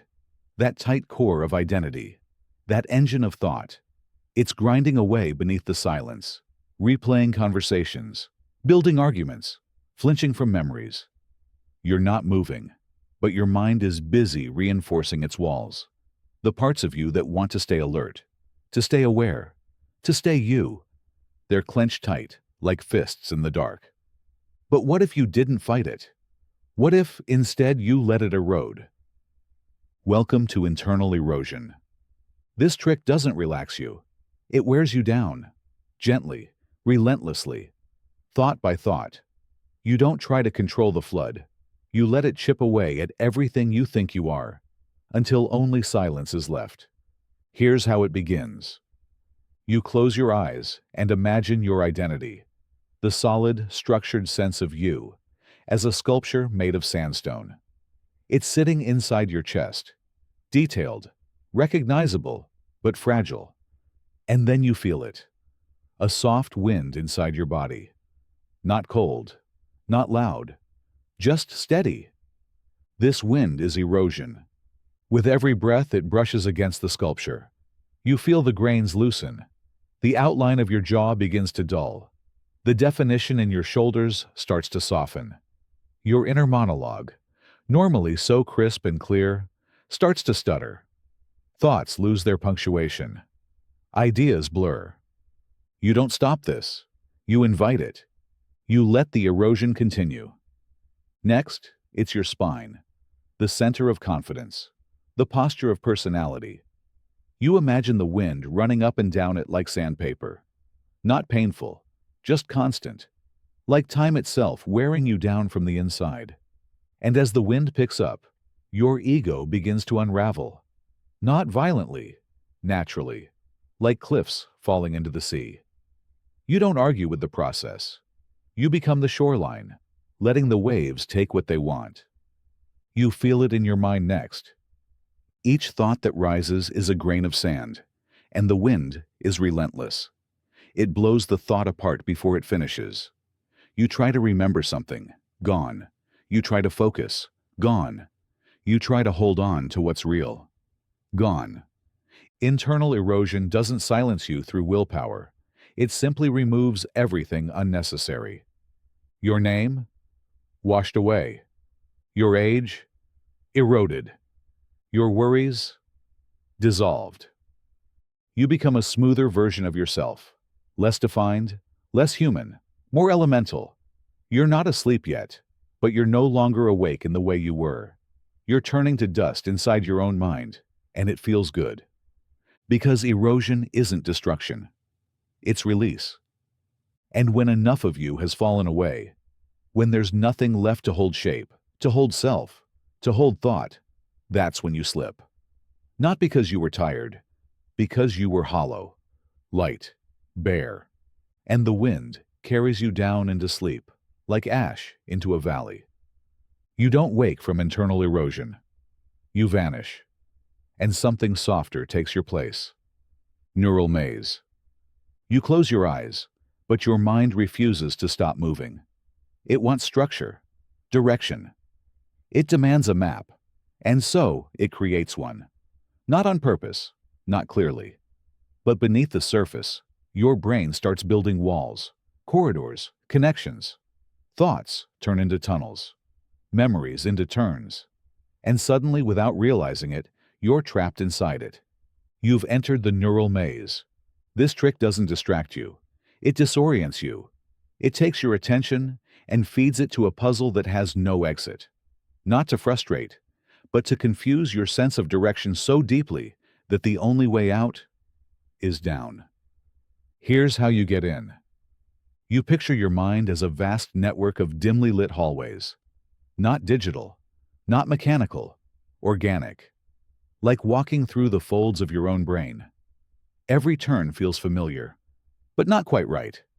Every corridor loops or splits or descends at odd angles. You try to map it, but it shifts behind you. You start walking. Thoughts pop up like signs. Did I forget something today? You follow it. Dead end. Turn left. What if I don't fall asleep in time? You chase that one. It doubles back to where you started. Soon, your mind begins to tire. It can't hold the map. It tries to keep track of the corridors, the ideas, the branches. But the maze is too complex, too fluid. It doesn't follow rules. It rearranges itself mid-step. You begin to forget what you were even looking for. You forget what the goal was.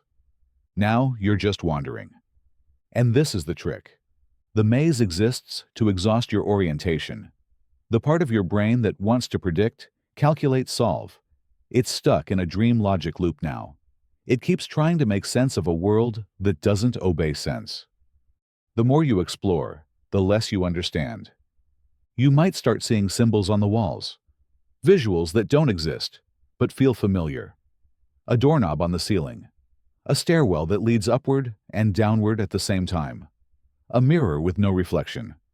Don't try to interpret. Let them pass. They are distractions, beautiful ones. They are the maze pulling you deeper. Some people imagine the maze dimming slowly, each hallway growing darker as their awareness fades. Others feel their footsteps getting quieter, until they no longer know if they're walking or floating. Some begin to sink into the floor, like the walls gave up holding them. Eventually, the maze stops responding. The corridors no longer lead anywhere. Thoughts no longer complete. The mind folds in on itself. The puzzle disappears, not because it was solved, but because you stopped being the one walking through it. You became the maze, and the maze went still.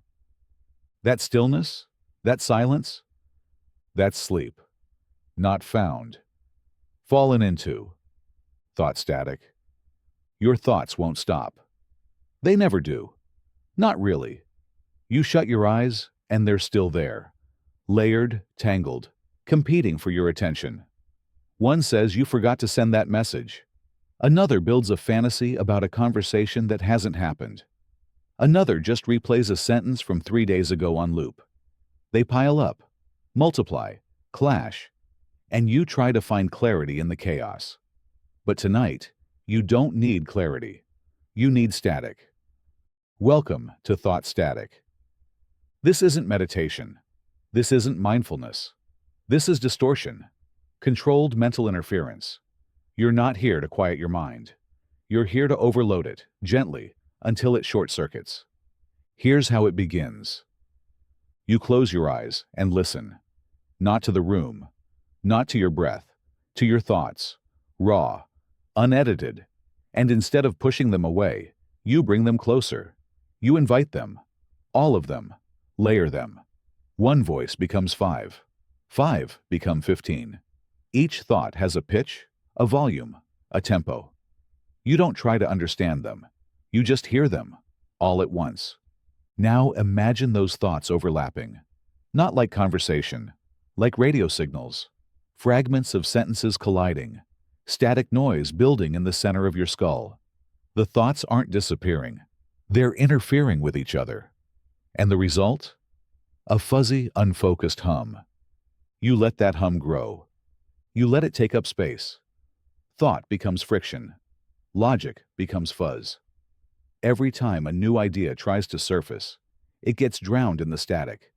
Not because you suppressed it, but because it couldn't survive the noise.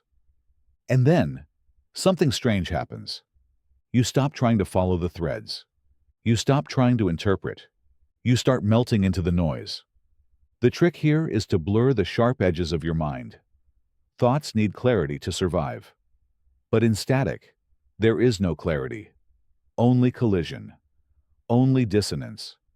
You've created a mental environment where coherence is impossible, and your brain, tired of untangling knots, begins to let go. It begins to dim. Eventually, even the static softens. The mental fuzz becomes quieter, less intense. You're no longer hearing overlapping thoughts. You're hearing the afterglow of thinking, a gentle, distorted echo of what once mattered. You've burned out the signal. Now you're floating in the residue. This is the sweet spot. That silent fuzz between thought and dream. Not quite sleep, not quite conscious, just static, warm, consuming, and incredibly peaceful. Some people imagine the static as a screen of white snow. Others hear it as a distant radio, just out of reach. Some feel it as a vibration in their skin. Doesn't matter. The key is surrender. You let the static wash over you. You stop sorting. Stop labeling. Stop organizing your own mind. Eventually, your identity begins to unravel inside the buzz. You forget what you were thinking.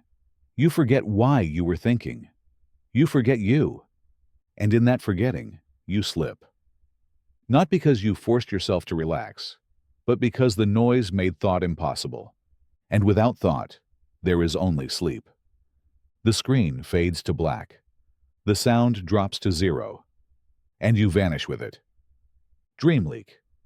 You haven't fallen asleep yet, but something is seeping through. A flicker, a color, a sentence that doesn't make sense. It's not a dream, not fully. It's a leak, a soft breach between the waking world and the one behind it. Most people ignore these leaks. They blink them away, snap themselves back to alertness. But not you. Tonight, you follow it. This is the dream leak. And it begins the moment your brain starts to misfire. You're lying in bed, eyes closed, and suddenly, you hear a voice in your mind say something strange. The window remembers the ocean. It makes no sense. And yet, it feels important. You weren't thinking it. It just arrived. That's the leak. That's the first drip of dream trying to push its way into your reality. Instead of shaking it off, you lean in. You listen. You ask the voice to continue. And it does. The ocean turns to feathers. The feathers forget your name. Again, nonsense, but beautiful. These aren't thoughts. These are fragments, clues from the dream realm trying to pull you in. Now, you build a container. A space behind your eyes where the leak can grow. Maybe it's a crack in a wall. Maybe it's a rip in a sheet. Maybe it's a loose floorboard. The dream seeps through, slowly, like fog, like ink in water. And the more you focus on the leak, the more it expands. The colors start changing. Your thoughts shift from words to images. You see a hallway lined with lamps that flicker in rhythm with your breath. You walk, not physically, but mentally. With each step, the waking world blurs. This is not full dreaming. This is threshold, a state so fragile that one wrong twitch of awareness could snap you back. So you tread carefully. You let the leak drip, slowly. You don't grab it. You let it spill. Sometimes it brings visuals, sometimes emotions, sometimes a sense of déjà vu so strong it feels like your body has disappeared entirely. The key is to observe, not react, to watch the leak become a flood. And soon, you don't remember where the waking world ended. You find yourself thinking in pictures. You hear voices that don't belong to you. You feel landscapes forming inside your chest. And then, without realizing, you've crossed the line. You're dreaming. Not because you lost control, but because the dream slowly, beautifully, replaced reality. The dream leak isn't about falling asleep quickly. It's about drifting sideways into a parallel space, a place where logic is no longer king, where images speak louder than language, where time unravels and memory becomes fog. You don't sleep, you leak, and the leak becomes a current, and the current becomes a sea. And then you float. Parasite Thought. You're doing everything right. Body still, lights off, breathing steady. But there's one thought that won't leave. Not loud, not urgent, just there, sitting in the back of your mind like a shadow in the corner of a room. You try to ignore it. You try to replace it. You try to reason with it. Nothing works. Because this isn't a regular thought. This is a parasite. And parasites don't argue. They feed. Welcome to Parasite Thought, a psychological trick built around accepting, containing, and finally starving the thought that refuses to leave you alone. Here's how it begins. You identify the thought, not the story behind it, not the emotion attached to it, just the form. Is it a sentence, a picture, a repeated phrase? Find it, trace its outline, don't analyze, just locate. Then you isolate it. You imagine the thought as a living thing, small, persistent, worm-like. You see it nestling somewhere behind your temple or in your gut. It isn't attacking you. It's feeding off you, off your focus, off your resistance. Every time you fight it, it gets stronger. So you stop fighting. Instead, you quarantine it. Visualize a container, a glass jar, a steel box, a floating cube of white noise. You don't fight the thought. You place it inside. Carefully, like handling a dangerous chemical. You don't touch it with your hands. You use your mind's tongs, your mental gloves. Now, the thought is sealed. It's still there. You can see it wriggling, pulsing, but it's no longer in control. You've turned the parasite into a specimen, and something shifts. It starts losing energy. Parasite thoughts require attention to survive. That's their fuel. But now that it's locked away, the fuel lines are cut. You don't suppress it. You just stop feeding it. You become the scientist, not the subject. The observer, not the victim. You even begin to study it. You notice how ridiculous it sounds when you say it aloud in your mind. You repeat it slowly, like a tape played at the wrong speed. You watch it distort, collapse, shrink. Eventually, it becomes a speck. You imagine flushing it out of your body like ink in water, or letting it dry up and turn to ash, or throwing it into space. You don't need to destroy it. You just need to disconnect from it, to starve it of relevance. And then the piece begins. Your nervous system resets. Your jaw unclenches. Your thoughts slow. Not because you forced them, but because the parasite no longer dominates the room. Now there's space. Now your brain, no longer under siege, realizes it can sleep. Parasite thought works not through suppression, but through containment. You don't pretend the thought isn't there. You trap it in its own importance until it implodes under its own weight. You've turned the predator into a petri dish. And sleep is what follows when the parasite has nothing left to bite. Silent orchestra. There's no sound in the room, no music, no dialogue, just stillness. But somehow your mind keeps playing a concert, not of instruments, but of expectations, memories, sensations, each one quiet, but together, overwhelming. And you lie there, conductor of a chaos you didn't ask for. So you do something strange. You don't stop the orchestra. You silence it, without turning it off. Welcome to Silent Orchestra. This is a trick of mental modulation. You're not erasing your thoughts or feelings. You're muting them. You're letting the music continue, but at a frequency too low to disturb you. And that process begins with awareness. Close your eyes and picture a stage. A large, open theater in your mind. Rows of empty chairs. Velvet curtains drawn. A full orchestra seated. Each section represents a piece of your inner world. The violins are your worries. The cellos are your memories. The brass is your inner monologue. The percussion?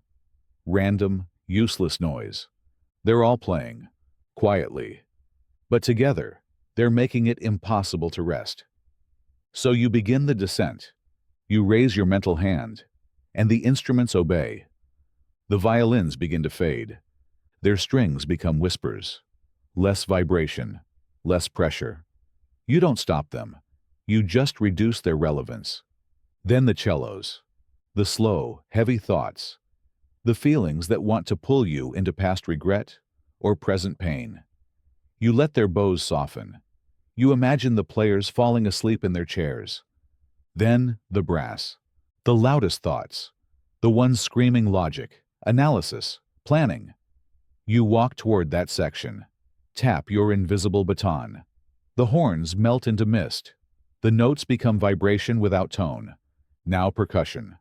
Random flashes. Sudden spikes. The clatter of nonsense. You watch as the drumsticks fall from the player's hands. The cymbals rust.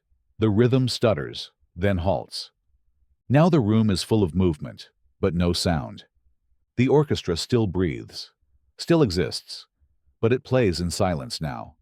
A performance meant not to be heard, but felt. And that feeling is not tension. It's surrender. You sit in the audience now, alone. The conductor's stand is empty. The spotlight dims. This theater, your mind, has become something holy, untouched, a sacred silence you've orchestrated yourself. And into that silence comes sleep, not as applause, not as a curtain call, but as the final note in a piece written by your own awareness. The silent orchestra never stopped. It just stopped needing to be loud. And in that quiet, you drift off. Not to escape the concert, but to become the silence it was always building toward. Recursive Shadow. You're lying there, thinking again. About the fact that you're thinking. And about the fact that you're thinking about thinking. The loop tightens. The spiral deepens. You wonder, why can't I just shut this off? But that very question becomes the next thought. Then, the next. You're stuck in recursion. Mental reflections of mental reflections, like a mirror staring into itself forever. But what if, instead of trying to escape, you follow it all the way down? Welcome to Recursive Shadow, a psychological trick that uses infinite self-awareness, not as a trap, but as a stairway out. Here's how it begins. You lie back, eyes closed, and picture yourself lying exactly as you are. Same position, same expression. That's your first shadow, a duplicate, a mental version of yourself, frozen in time. Then, you zoom out. Imagine that this duplicate is not the original. You are one layer deeper. You're the one imagining them. So now, the self lying in bed is just a thought, a projection, a puppet. Now, go deeper again. You imagine another version of yourself, watching the one who is imagining the one who is lying in bed. Shadow of a shadow. A copy of a copy. This is recursion. And with each step down, the self you were moments ago becomes more distant, more diluted, more unreal. You are no longer the one lying in bed, struggling to sleep. You're the one watching, then watching the watcher, then watching that. Each version of you is blurrier, softer, less emotionally attached, less bound to tension. You go deeper. Another layer, another shadow. You let the image grow increasingly abstract. Your face begins to lose features. Your hands melt into fog. Your thoughts, in each copy, become quieter, more fractured. And here's the strange part. This recursion doesn't trap you. It frees you. Because as you get further from the original self, the urgency dissolves. The need to fix, to control, to sleep, fades. Until eventually, there's no longer a thinker. Just thought. No longer a body. Just shapes. No longer you. Just shadow. And the shadow keeps going. Infinitely. A spiral of selves echoing into oblivion. You stop tracking how many layers deep you are. You don't care. Because the idea of caring belonged to one of the early selves. One of the louder ones. The ones that mattered. Now, you're quiet. You begin to feel disembodied. Not floating, just unstuck. The thought loops don't disappear. They're still running, but they're far away now. Like voices in another room, of another room, in another house. And the self that couldn't sleep? You left them behind 6 layers ago. Now you're just watching a hallway of mirrors fade into black. And the last mirror? It doesn't reflect anything at all. That's when sleep takes you. Not as a break in the loop, but as the final recursion. A version of you that no longer watches. Because there's nothing left to reflect. Only silence. Only depth. Only the shadow that swallowed itself. Sleep virus. It starts slow. Not with a yawn. Not with a thought. With a feeling. A tingle at the edge of your awareness. Like something just entered the room. Not a person. Not a sound. A presence. Invisible. Subtle. Spreading. This is the sleep virus. You didn't ask for it. You didn't create it. But now it's inside you. Crawling quietly through your nervous system. Rewiring your tension. Replacing alertness with static. It's not aggressive. It's patient. And it's here to infect every part of your mind that refuses to shut down. You welcome it. You don't fight it. You don't try to catch sleep. That's over. Sleep is now contagious. and you've already been exposed. Here's how the trick works. You close your eyes and imagine that this virus begins in a single cell, maybe in your fingertips, maybe behind your eyes. A soft pulse, like warmth or cold. Doesn't matter. What matters is that it spreads. The virus travels. With each breath, it moves. From your hand to your wrist. From your wrist to your elbow. The muscle goes limp. The joint softens. The virus shuts off the need for tension. It doesn't paralyze. It deactivates. You keep watching. You track its path like watching dye swirl through water. A slow bloom. It climbs your neck. It wraps around your jaw. Your mouth goes slack. Your eyes loosen in their sockets. The virus has taken your face. And you're grateful. Because now, you no longer need to perform alertness. You no longer need to wear the mask of, "I'm fine." The virus is erasing that mask. Softly. Thoroughly. Then it reaches your thoughts. That's when the real transformation begins. The virus doesn't delete thoughts.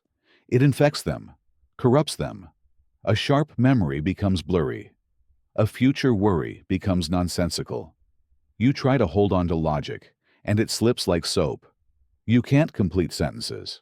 You forget what you were afraid of. You forget what you were thinking. Not because you forced stillness, because the virus rewrote the code. And then it reaches your identity. This is the final phase.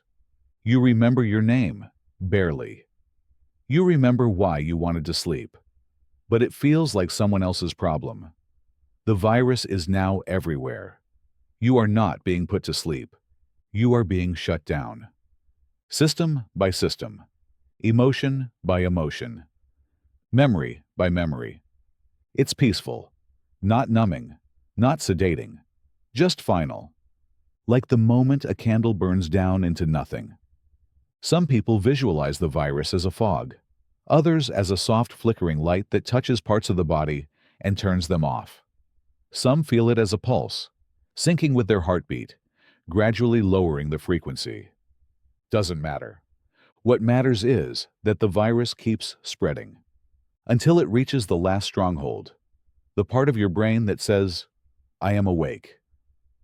And when it touches that, silence. Not sleepiness. Sleep. Total. Deep. Unstoppable. Because it didn't come from you. It came from inside you. A virus. One you never wanted to cure. Dream Doppelganger. You're not asleep yet, but you're close. That thin, flickering edge between thoughts and dreams is starting to unravel. Images flash. Fragments of places you've never been float past your awareness.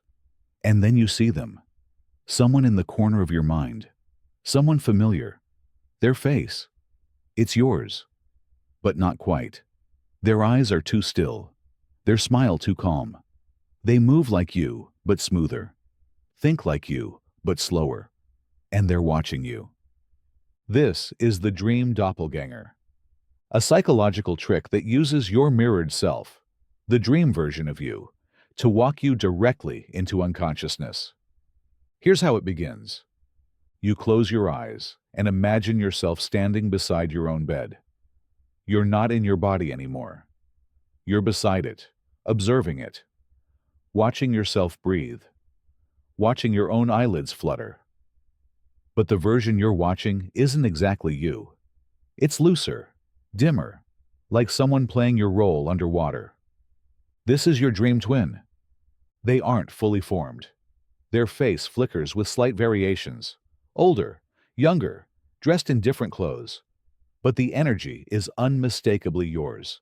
And the more you watch them, the more they begin to act like the real one. They blink slowly. They lie down in the same position. They pull the blanket over themselves. And they start to fall asleep. This is where the trick begins to take over. Instead of trying to make yourself sleep, you let your doppelganger do it. Every breath they take, you feel it. Every twitch of their fingers, you mirror. But you're not the origin. You're the echo. They're leading you, and you're following. like you've outsourced your body to a dream version of yourself who knows exactly how to rest. The beauty of this trick is its detachment. You don't have to try anymore. You've handed the responsibility off to a version of you that's already drifting. And here's where it gets deeper. You begin to blur the boundary. Are you watching them fall asleep? Or are they dreaming of you? The roles reverse. You lose track of who is who. Your identity begins to fold. The doppelganger rolls to the side. You do too. They exhale slowly. You follow. But maybe they're just imagining you. Maybe you were the dream all along. And in that uncertainty, your brain lets go. Because the conscious mind craves control. It resists unconsciousness because it doesn't want to disappear. But now, it's been replaced. Not by a void, but by a surrogate, a mirror self, a stand-in who's ready to vanish on your behalf. Eventually, both of you fall asleep. Not together, not separately, but in layers. As if sleep were a spiral, and your doppelganger led the way downward, pulling your awareness with them like a ribbon in the dark. You don't remember when you crossed over, because they did it for you. And when morning comes, there's no trace of them. Just you, rested, whole, and deeply haunted in the most peaceful way. Emotional guillotine. You're lying in bed, heart heavy. It's not racing. It's not panicked. It's just full, overloaded. Disappointment, guilt, frustration. 100 subtle cuts that didn't bleed until now. They don't keep you awake like noise. They keep you awake like weight. You're not tense. You're burdened. And you can't put it down. So you cut it off. Welcome to the emotional guillotine. This isn't about healing. This isn't about solving. It's about choosing to sever the line between emotion and awareness, clean and fast, so the mind can collapse without resistance. Here's how it begins. You close your eyes and picture all your emotion, every ounce of it, gathered inside your chest. Not scattered, not chaotic, contained. A single, dense orb of feeling. You don't label it. You don't need to know where it came from. You just hold it. Then, you bring it forward. Not physically, psychologically. You imagine the orb sliding up your throat, behind your face, until it rests inside your forehead, just behind your eyes, a pressure point. Like a pearl filled with every feeling that's ever kept you awake. Now, the guillotine.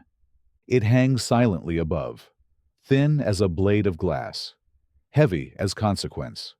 It doesn't swing. It waits. You control it.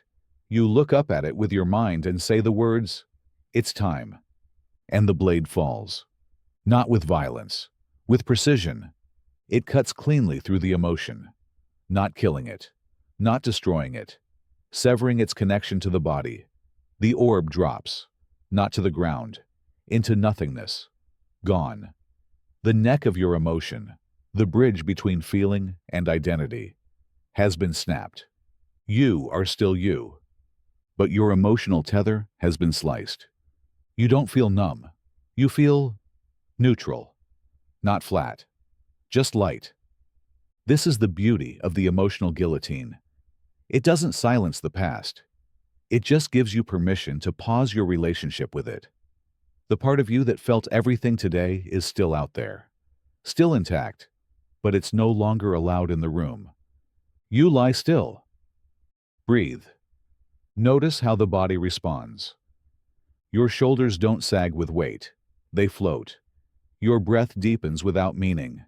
Your jaw unhinges itself from the tight leash of reflection. And your mind? Empty. Not because it's fixed. Because it's free. You imagine the blade resetting itself, high above your awareness, waiting for the next time you carry too much. It's not a punishment. It's a mercy, a ritual, a severance. You gave yourself permission to let go, even if just for tonight. And in the echo of that clean break, sleep steps in, quiet, certain, and finally unburdened. Time collapse. You're lying in bed, and you can feel it. The weight of time pressing down on your chest. Every minute passing is another minute lost. You check the clock without looking. You don't need numbers to know that the night is slipping away. Time becomes loud, heavy, a drumbeat in your mind. You think about how long you've been awake, how early you need to get up, how much sleep you won't get, and all of it pulls you further from the very thing you want. So tonight, you break the clock. You collapse time. This isn't a metaphor. This is a trick. A way to mentally destroy the structure of time so completely that your brain no longer knows when you are, only where. And where you are is nowhere. Here's how it begins. You close your eyes and imagine a giant digital clock suspended in the void behind your mind. It's enormous. Blinding red numbers ticking forward. Every second it changes, you feel tension crawl a little deeper into your chest. So you stop it. You walk up to the clock, not physically, but with your attention, and you press your palm against the screen. The numbers flicker. They resist. But you hold them. You apply pressure. You muffle time. And it pauses. Then the digits begin to warp. What was 1123 becomes 888. Then 1300. Then double colon, double colon, double colon. The display begins to glitch. The logic of time disintegrates right in front of you. You let it. Next, you erase the numbers completely. You imagine the screen blinking out. Silent. Dead. You rip it off the wall and toss it into the black. Time, as you knew it, is gone. But the collapse has just started. Now you go further. You dismantle memory. You can't remember what day it is, what month, what season. Not because you're confused, but because you chose not to care. You imagine those memories crumbling like old paper, dissolving into dust. You're not in a timeline anymore. You're in now. Then, the future. You visualize every plan you made, every appointment, every goal. You place them in a jar and throw it into a well that has no bottom. You watch it fall forever. You don't even hear it land. Now, there is no past, no future. Only a moment that's too stretched to measure. Time has collapsed, and with it, the brain's reason to stay awake has vanished. Because consciousness is built on sequence, on cause and effect. But in the space you've created, nothing follows anything. Everything is soft, directionless. You can't count how long you've been in this moment. You don't even care. Some people imagine the room around them stretching, like a hallway getting longer with each breath. Others imagine themselves floating inside a slow-motion explosion where every clock on Earth shatters at once, every tick lost in a black hole. What matters is that your brain loses grip. It lets go. It stops preparing for the next minute. Because there is no next minute. Only stillness. Only now. And when your brain no longer has anything to track, no numbers to hold on to, no deadlines to brace against, sleep becomes inevitable. Not as something that comes after time, but as something that replaces it entirely. Thought auction. You're lying in bed, and your thoughts are screaming for attention. Some are loud and obnoxious. Some are quiet and persistent. Some are dressed like emergencies. Some whisper promises they'll go away if you just listen one more time. Your brain is hosting a full-blown mental marketplace. Everyone's bidding. Everyone wants a piece of you. So you flip the script. Welcome to the thought auction, a psychological trick that puts you behind the podium, selling off every thought to the highest bidder, and watching them walk away with it. Here's how it works. You start by imagining your thoughts lined up in a room, like nervous participants in a silent auction. Each one holds a paddle. Each one has something to say, a worry, a reminder, a regret, a memory you didn't ask to remember. You walk up to the first one. It's saying, Don't forget that thing you have to do tomorrow. You raise an eyebrow and say, all right. Who wants it? You glance at the other bidders. No one raises their hand. Not even the thought itself. You smirk. Didn't think so. Sold to no one. You move on. Next up. What did she really mean when she said that earlier? You raise your voice, auctioneer style. Opening bid? Anyone. Anyone. The thought looks embarrassed. No interest. You hammer the gavel in your mind. Thought dismissed. One by one, you go down the line. Each thought gets a chance to speak. You listen, but only as a judge. You don't follow them. You don't react. You assess their value. You ask who wants to buy them. And every time, the room is silent. Because there's no buyer for anxiety at midnight. No demand for shame in the dark. No market for hypothetical arguments. The thoughts that seemed so loud, so urgent, reveal themselves as unwanted inventory. Eventually, they start to vanish. The thoughts realize they've lost power. They shuffle out of the room, disappointed. Not defeated, just irrelevant. The ones that hang back, still begging for attention, you give them one final offer. Stay if you want. But no one's buying. You'll be talking to yourself. And even they leave. Now the room is empty. And you're standing at the front of a silent stage. No thoughts left to sell. No noise. No chatter. Just stillness. Like a gallery after hours. Some people visualize the auction room fading into fog. Others imagine turning off the lights, one row at a time. Others walk out and lock the door behind them. The result is the same. Your thoughts didn't leave because you pushed them out. They left because you gave them a chance to prove their worth, and they couldn't.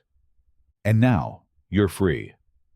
Not because you won the argument, but because the auction is over, and nothing, absolutely nothing, was worth staying awake for. Hollow core. You lie there, still. The room is quiet. The lights are out. But inside, something feels full, too full. Your chest, your head, yourself. Packed tight with thoughts, memories, unspoken emotions, undefined tension. You feel dense, heavy with meaning, heavy with everything that hasn't been resolved. So tonight, you empty it. You don't try to feel better. You don't try to fix it. You remove the core. You let yourself go hollow. This is hollow core, a psychological trick that helps you disconnect from the illusion of self-weight by removing the very idea that there's anything to carry at all. You close your eyes and imagine your body as a shell. Nothing mystical, just a structure, skin, muscle, bone. But inside, there's a center, a core, not physical, psychological. It's where all your thoughts swirl, where all the stress collects, where identity pulses loudest. You visualize that core as a solid object, maybe a sphere, maybe a knot, maybe a glowing red coil of nerves. And then, you begin the hollowing. First, the thought, I don't need this right now. Then, the image. The core starts to crack. It doesn't shatter, it caves in, slowly, like an old building collapsing inward. Not violently, quietly, intentionally. Piece by piece, it folds into itself. The weight inside you dissolves. The center that held your tension, your self-definition, your alertness, it shrinks, not disappears, shrinks, until it becomes a pinpoint of warmth in your chest, and you can finally breathe around it. You imagine the air filling that new space, cool, clean, expansive. Your body doesn't change, but your presence inside it thins out. You're still here, but less. Your thoughts lose their edge. Your emotions lose their mass. Everything becomes light. Not happy, not numb, just hollow. And in that hollowness, your nervous system finds permission to let go. Because nothing needs to be carried anymore. No opinions, no feelings, no memories, no mental weight.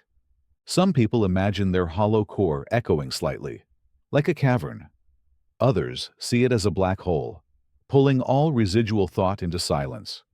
Others picture it as a lantern that once burned, now flickering into quiet. Whatever you see, you let it dim. Eventually, even that last flicker, that final identity spark, fades. Not because you shut it off, because there was nothing left to burn. And in the silence that remains, sleep comes. Not like a wave, not like a descent, like dust settling in an empty room. Thought evaporation chamber. Your thoughts won't stop. They're not even dramatic, just persistent. A list here, a regret there, a sentence you didn't finish saying, a plan that keeps unfolding in your mind like a paper map. You don't feel panic. You just feel stuck. So you build a chamber, a special room inside your imagination where thoughts are allowed in, but not allowed out. This is the thought evaporation chamber, a sleep trick that doesn't quiet your mind by suppression, but by transformation. You don't silence your thoughts. You let them rise and disappear. You close your eyes and imagine a chamber, any kind, a white dome, a black box, a foggy greenhouse in the center of nowhere. What matters is that it's sealed. No doors, no exits, nothing escapes. You step inside. The chamber isn't cold. It isn't hot. It's neutral. Still, like time has paused inside. You walk to the center of the space, and in front of you, floating, is your first thought. Maybe it's, I need to remember to send that message. You touch it gently. It turns to vapor. No sound, no flash, just steam, rising and vanishing into the ceiling of the chamber. You don't follow it. You don't regret letting it go. It's gone. Then the next thought appears. A face, a worry, a moment you replayed too many times. You tap it with your breath. It evaporates. The chamber doesn't judge. It doesn't hold. It doesn't reflect. It simply removes. Each thought that rises becomes mist. And each time it does, the air around you becomes denser with silence. Like the room is filling with sleep itself. Not air, not fog, sleep. Now, the thoughts arrive faster. Not because you're thinking more, but because your brain realizes this is a safe place to drop everything it was holding. It floods you. An inventory purge. Each image, phrase, question, touch, breathe, dissolve. You let the chamber do its work. Eventually, there are no thoughts left to dissolve. Only impressions. Then impulses. Then emptiness. And here's the final phase. You feel your body become part of the chamber. Your feet fuse to the floor. Your chest softening into the walls. Your breath now circulating through the system like clean air. You are no longer in the chamber. You are the chamber. There's nothing left to hold. Nothing left to process. Just space. Just quiet. Just stillness. And when the last mental vapor fades into nothing, sleep steps in. Quiet, certain, complete. Because everything you thought you needed to carry has already vanished into the air. Flickering self. You're almost there. You've let go of the day, of your breath, of your body, but you are still here.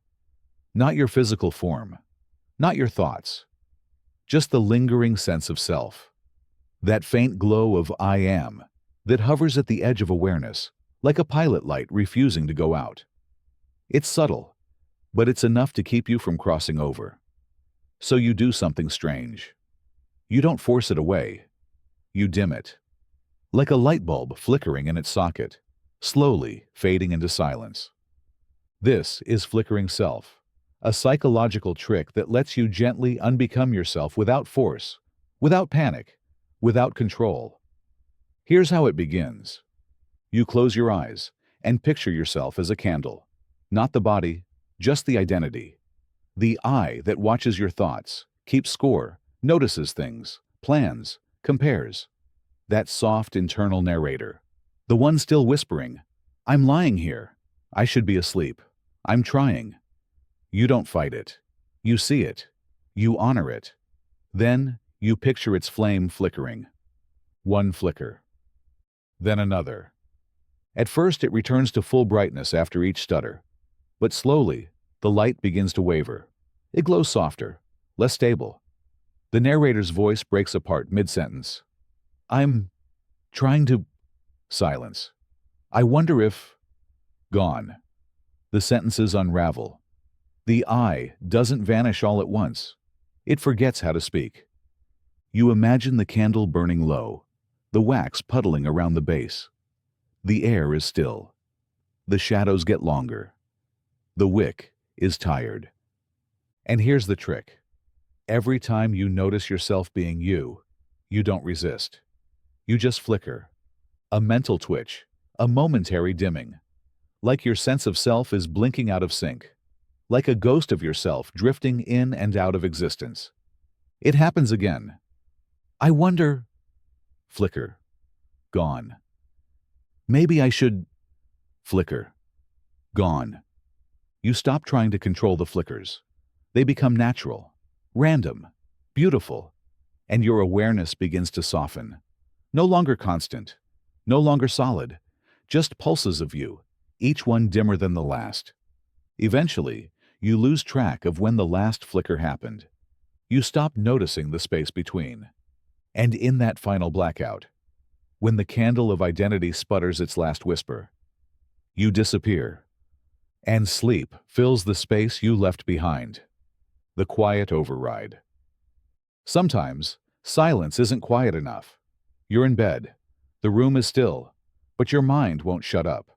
It's not racing, it's buzzing. A low, persistent hum of ideas, sensations, expectations. You're not overwhelmed. You're just too aware. A kind of hyper-attentiveness that keeps you locked in your own skull, observing everything, relaxing nothing.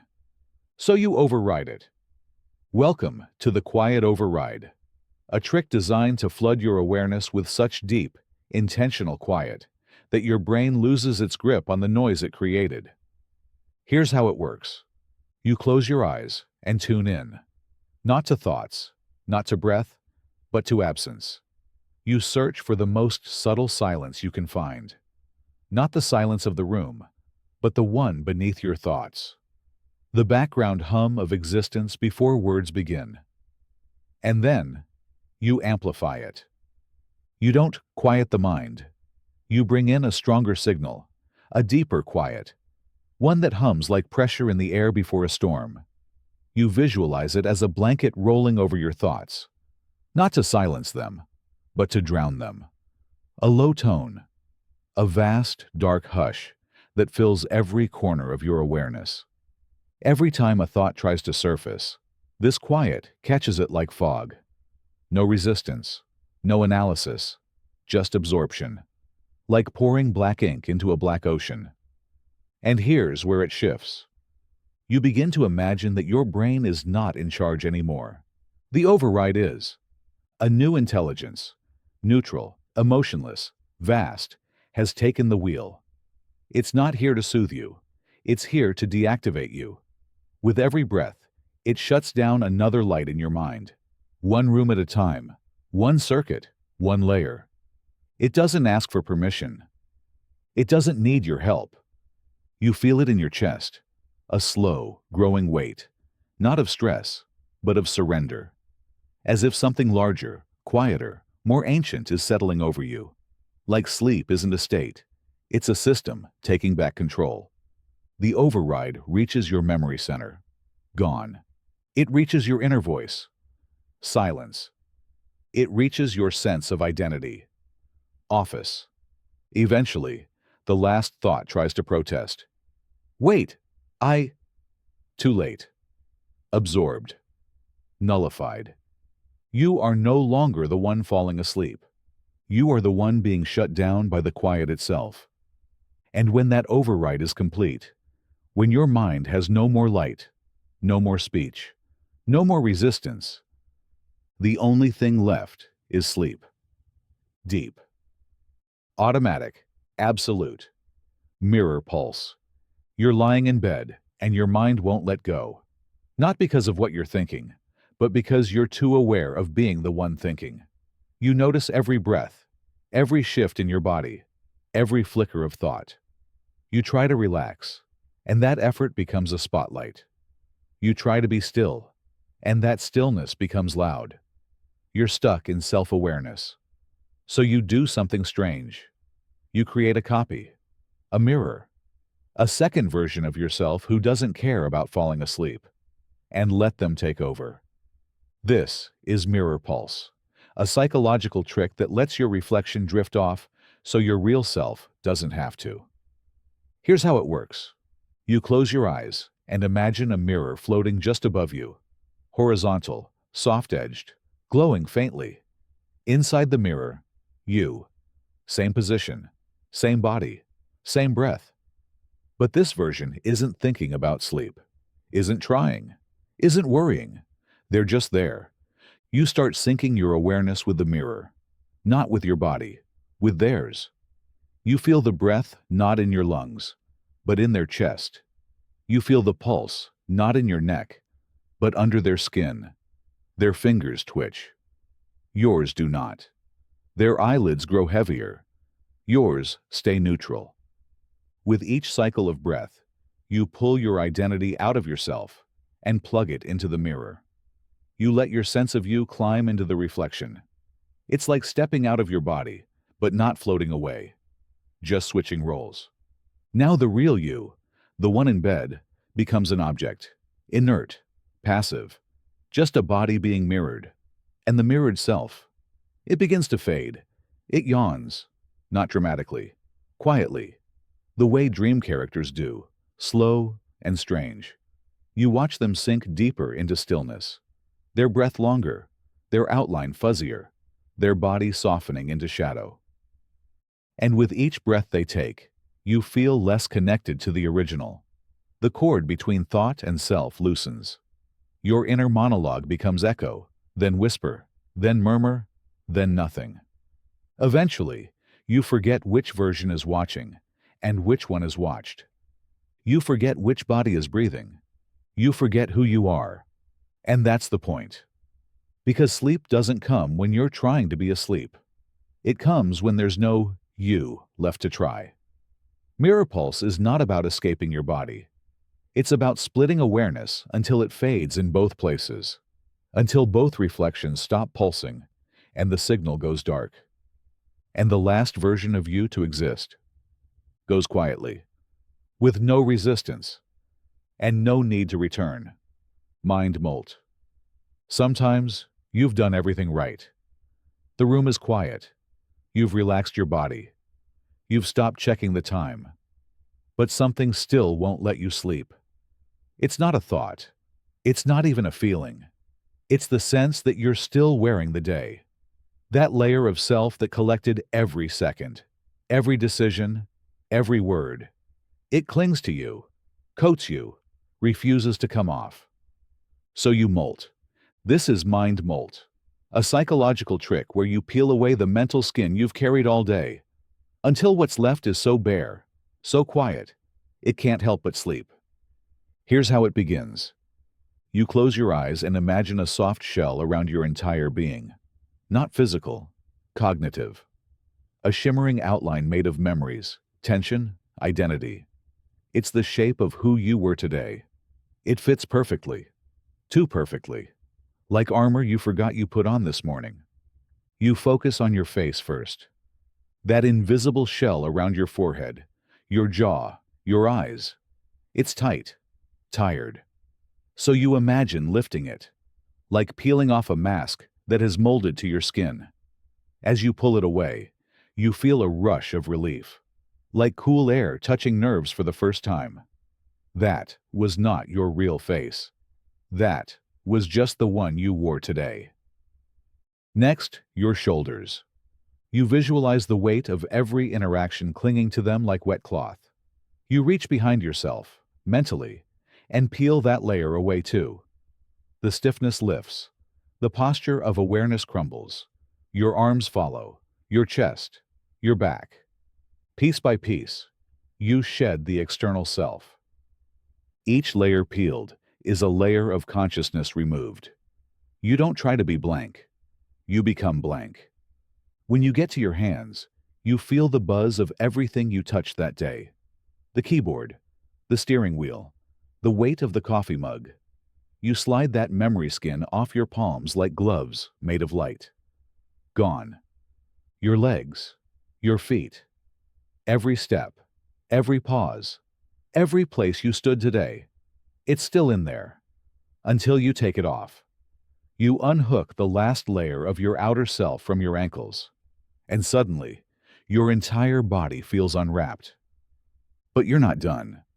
There's one more layer. The inner self.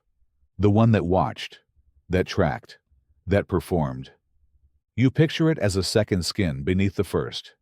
Finer, quieter, almost transparent. It clings closer than the rest. But it too can go. You begin to unweave it, thread by thread, not ripping, not tearing, unwinding, like pulling silk out of a memory. And once it's gone, there's nothing left to wear. No weight, no mask, no tension, just raw self, open, still. And what's left? That core version of you, the one that isn't named, isn't thinking, isn't observing. It doesn't carry anything. It just is. And being is easy. Being requires nothing. Being leads to silence. Mind Molt isn't about pretending you're not awake. It's about becoming something too bare to hold thought, too smooth to grip memory, too quiet to resist gravity. And when there's nothing left to remove, sleep wraps around the new skinless you and takes you under. Cognitive fog machine. You're lying in bed, and your thoughts are too sharp. Not chaotic, not panicked, just too crisp. Every idea is clearly outlined. Every memory has sound, color, meaning. Your brain is lit like a museum after hours, and you're the only one walking through it, unable to leave. That's the problem. Too much clarity. So you blur it. You build a fog. Not around you, but within you. This is cognitive fog machine, a trick that lets you dull the edges of your thoughts until none of them can hold form, until every part of your mind begins to vanish into haze. Here's how it begins. You close your eyes and imagine a switch inside your head, a small black lever, labeled simply FOG. You reach toward it, mentally, and pull it downward, slowly, and the moment it clicks into place, you feel it. The temperature inside your awareness begins to shift. Something moist and heavy starts to seep through the cracks in your thoughts. The machine has started. It begins in the corners of your mind, places you never noticed during the day. The space behind language, the quiet gaps between one emotion and the next. The fog rolls in from those quiet edges. It doesn't erase anything. It mutes everything. Your thoughts are still there, but now they arrive muffled. Instead of full sentences, you get partial echoes. I forgot to. Tomorrow I should. But they trail off. Mid-thought. Mid-sentence. They lose themselves. Now the fog begins to rise. You imagine it curling around your memories. A moment from earlier today starts to replay. But halfway through, it's swallowed. You don't fight it. You let the mist take it.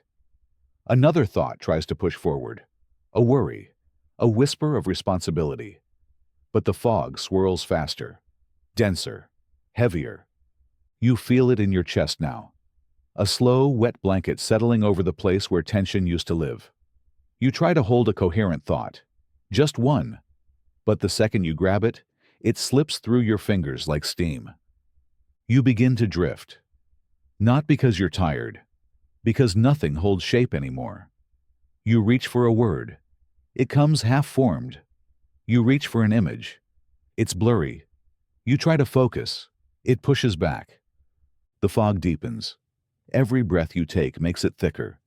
You picture the fog machine hidden somewhere behind your eyes, still running, humming, filling your mental theater with such dense silence that even your own name sounds foreign now.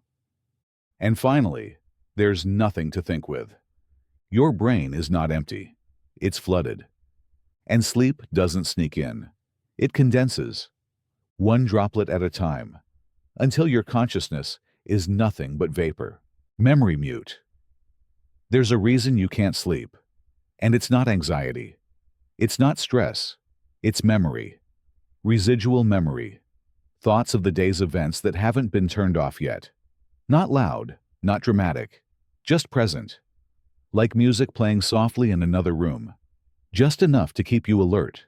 Just enough to keep you from drifting. So tonight, you don't change the station. You don't try to turn it off. You just hit mute.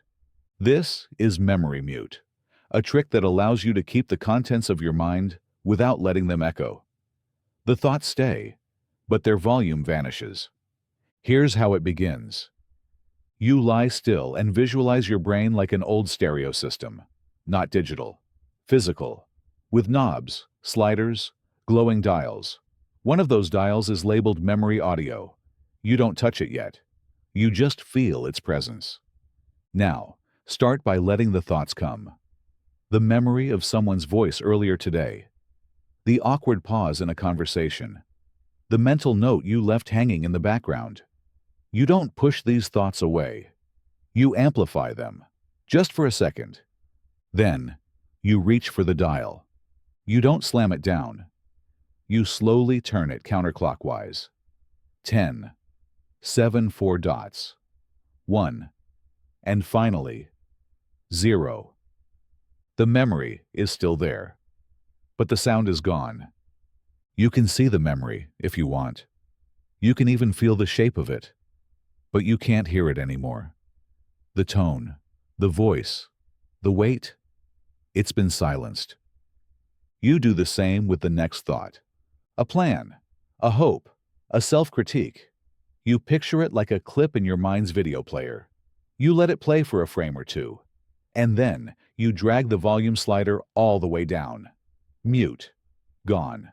You move through your internal feed like a sound editor in a studio. Scene after scene. Thought after thought. Mute. Mute. Mute. Even your inner voice begins to fade. You try to talk to yourself, out of habit, and it comes out in subtitles. No sound. Just awareness. Eventually, the volume knob fades too. The stereo dims. The entire console dissolves into static. You're no longer editing. There's nothing left to adjust. And now, you lie in perfect silence. Not because your memories are gone, but because they've been stripped of the one thing that could keep you awake: sound. Sleep arrives like a soundproof curtain, lowering over the theater of your mind. No noise, no dialogue, just darkness. Total. Muted. Peace. Hypnic Conductor. Your body is still, your breath is calm, but your mind is playing a dozen rhythms at once. Not chaotic, just uncoordinated. One thought speeds up, another slows down. One emotion lingers, another fades. It's not stress, it's asynchrony. Nothing is moving together. No part of you is in sync with the rest. So you become the conductor.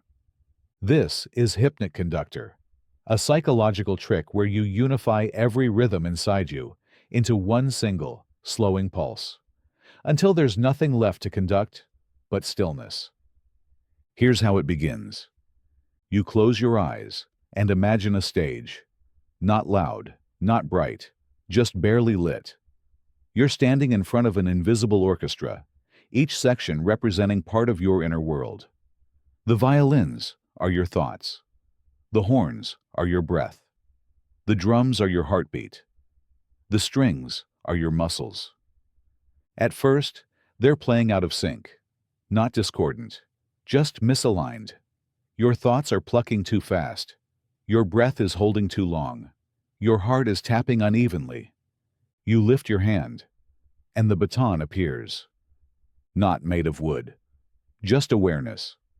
You raise it slowly and bring it down. Everything follows. You count the first beat in your head, not like numbers, like waves, slow, gentle. With each motion of your baton, The orchestra responds. Your breath slows. Your heart finds the rhythm. Your thoughts stretch, then pause, then soften. You're not forcing anything. You're guiding. The orchestra doesn't need perfection. It just needs unity. Each part of your system begins to follow the same downward tempo. Breath, thought, pulse, limb. A long, slow decrescendo. You visualize the music sheet fading from ink to blank page. You see the last measures of sound being played, stretched longer and longer, until the notes are rests, until the rests are silence. You lower your baton, and they stop. Not because they're finished, because there's nothing left to play. The Hypnic Conductor doesn't silence your body. It synchronizes it until silence is the only rhythm left. And then the curtain falls, and sleep enters from stage left, not as an actor, but as the final note. Identity Disassembler.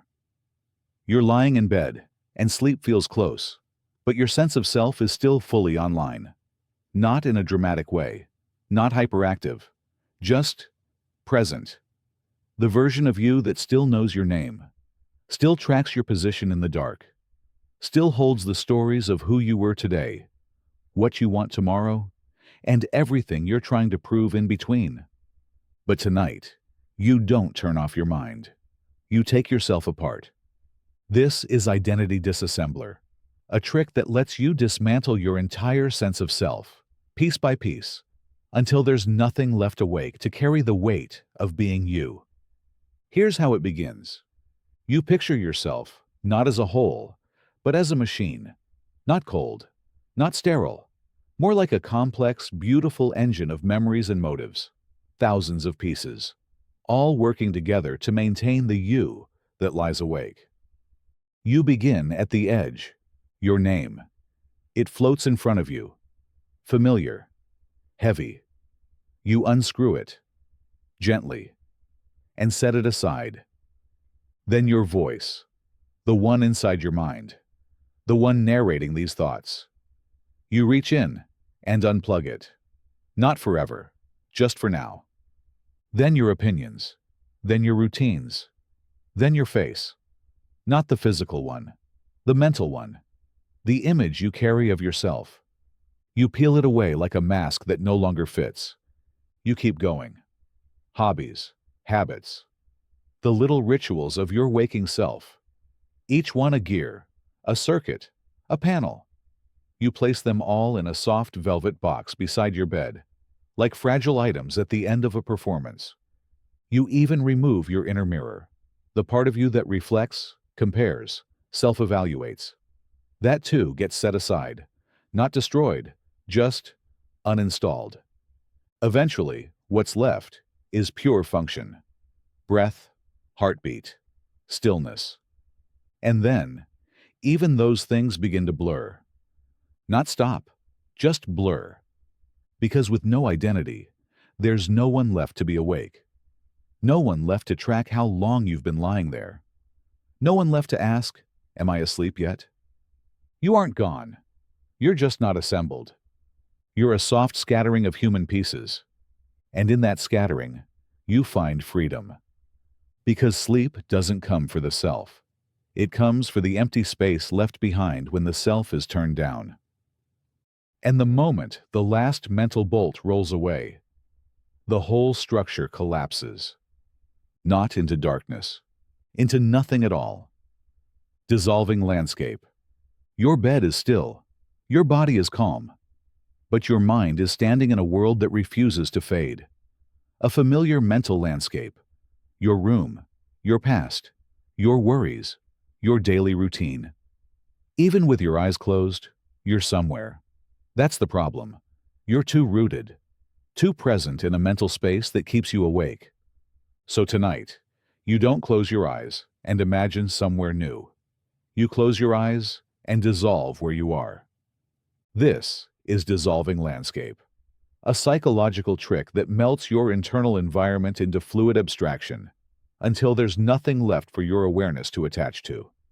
Here's how it begins.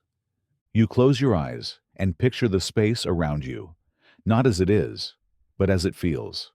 The ceiling above, the weight of the blankets, the shape of the room, the edges of the door, the outline of the window.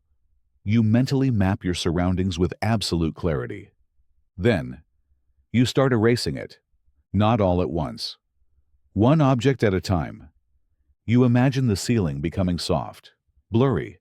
The edges start to ripple, like heat waves distorting the air. Then it fades completely. The space above you becomes limitless, dark, undefined. Next, the floor beneath you. You feel its solidity, its firmness. Then you imagine it losing structure, turning to sand, then mist, then nothing. You are no longer resting on something. You are suspended. Then the walls. You don't break them. You let them drift away, like clouds that forgot how to hold their shape. The corners round out. The colors dim. The texture vanishes. You unroom the room. Everything becomes soft. Then your own body follows. You start with your legs, feeling them blur at the edges. They lose contour. They're not numb. They're undefined. Your feet dissolve next. Your hands, your arms, your chest, your face. All of it begins to melt into the space that no longer has borders. Now, you're not in a room. You're not in a body. You're in a slowly vanishing field of half-formed shapes and disappearing gravity. And your thoughts? They try to anchor to something, but there's nothing left to cling to. No doorway, no object, no map. Every image, every sound, every word becomes slippery. The mental world around you is dissolving like sugar in warm water. The last thing to go is your position. You no longer know if you're lying down or floating. You no longer know if you're here or elsewhere. The location of yourself evaporates. And when there's nothing left to track, you don't fall asleep. You disappear into it, not as a person in a place, but as a whisper in a dream with no geography. Thought blackout curtain. You've dimmed the lights. You've calmed your breath.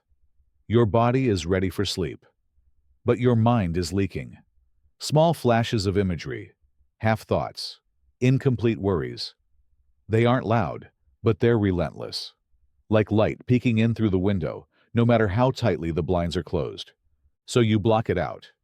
You don't fight the thoughts. You hang a curtain in front of them. This is thought blackout curtain, a trick that lets you remain aware while every mental distraction behind the curtain gets muted into total irrelevance. Here's how it starts. You lie still and visualize a massive, soft, blackout curtain hanging in your mind.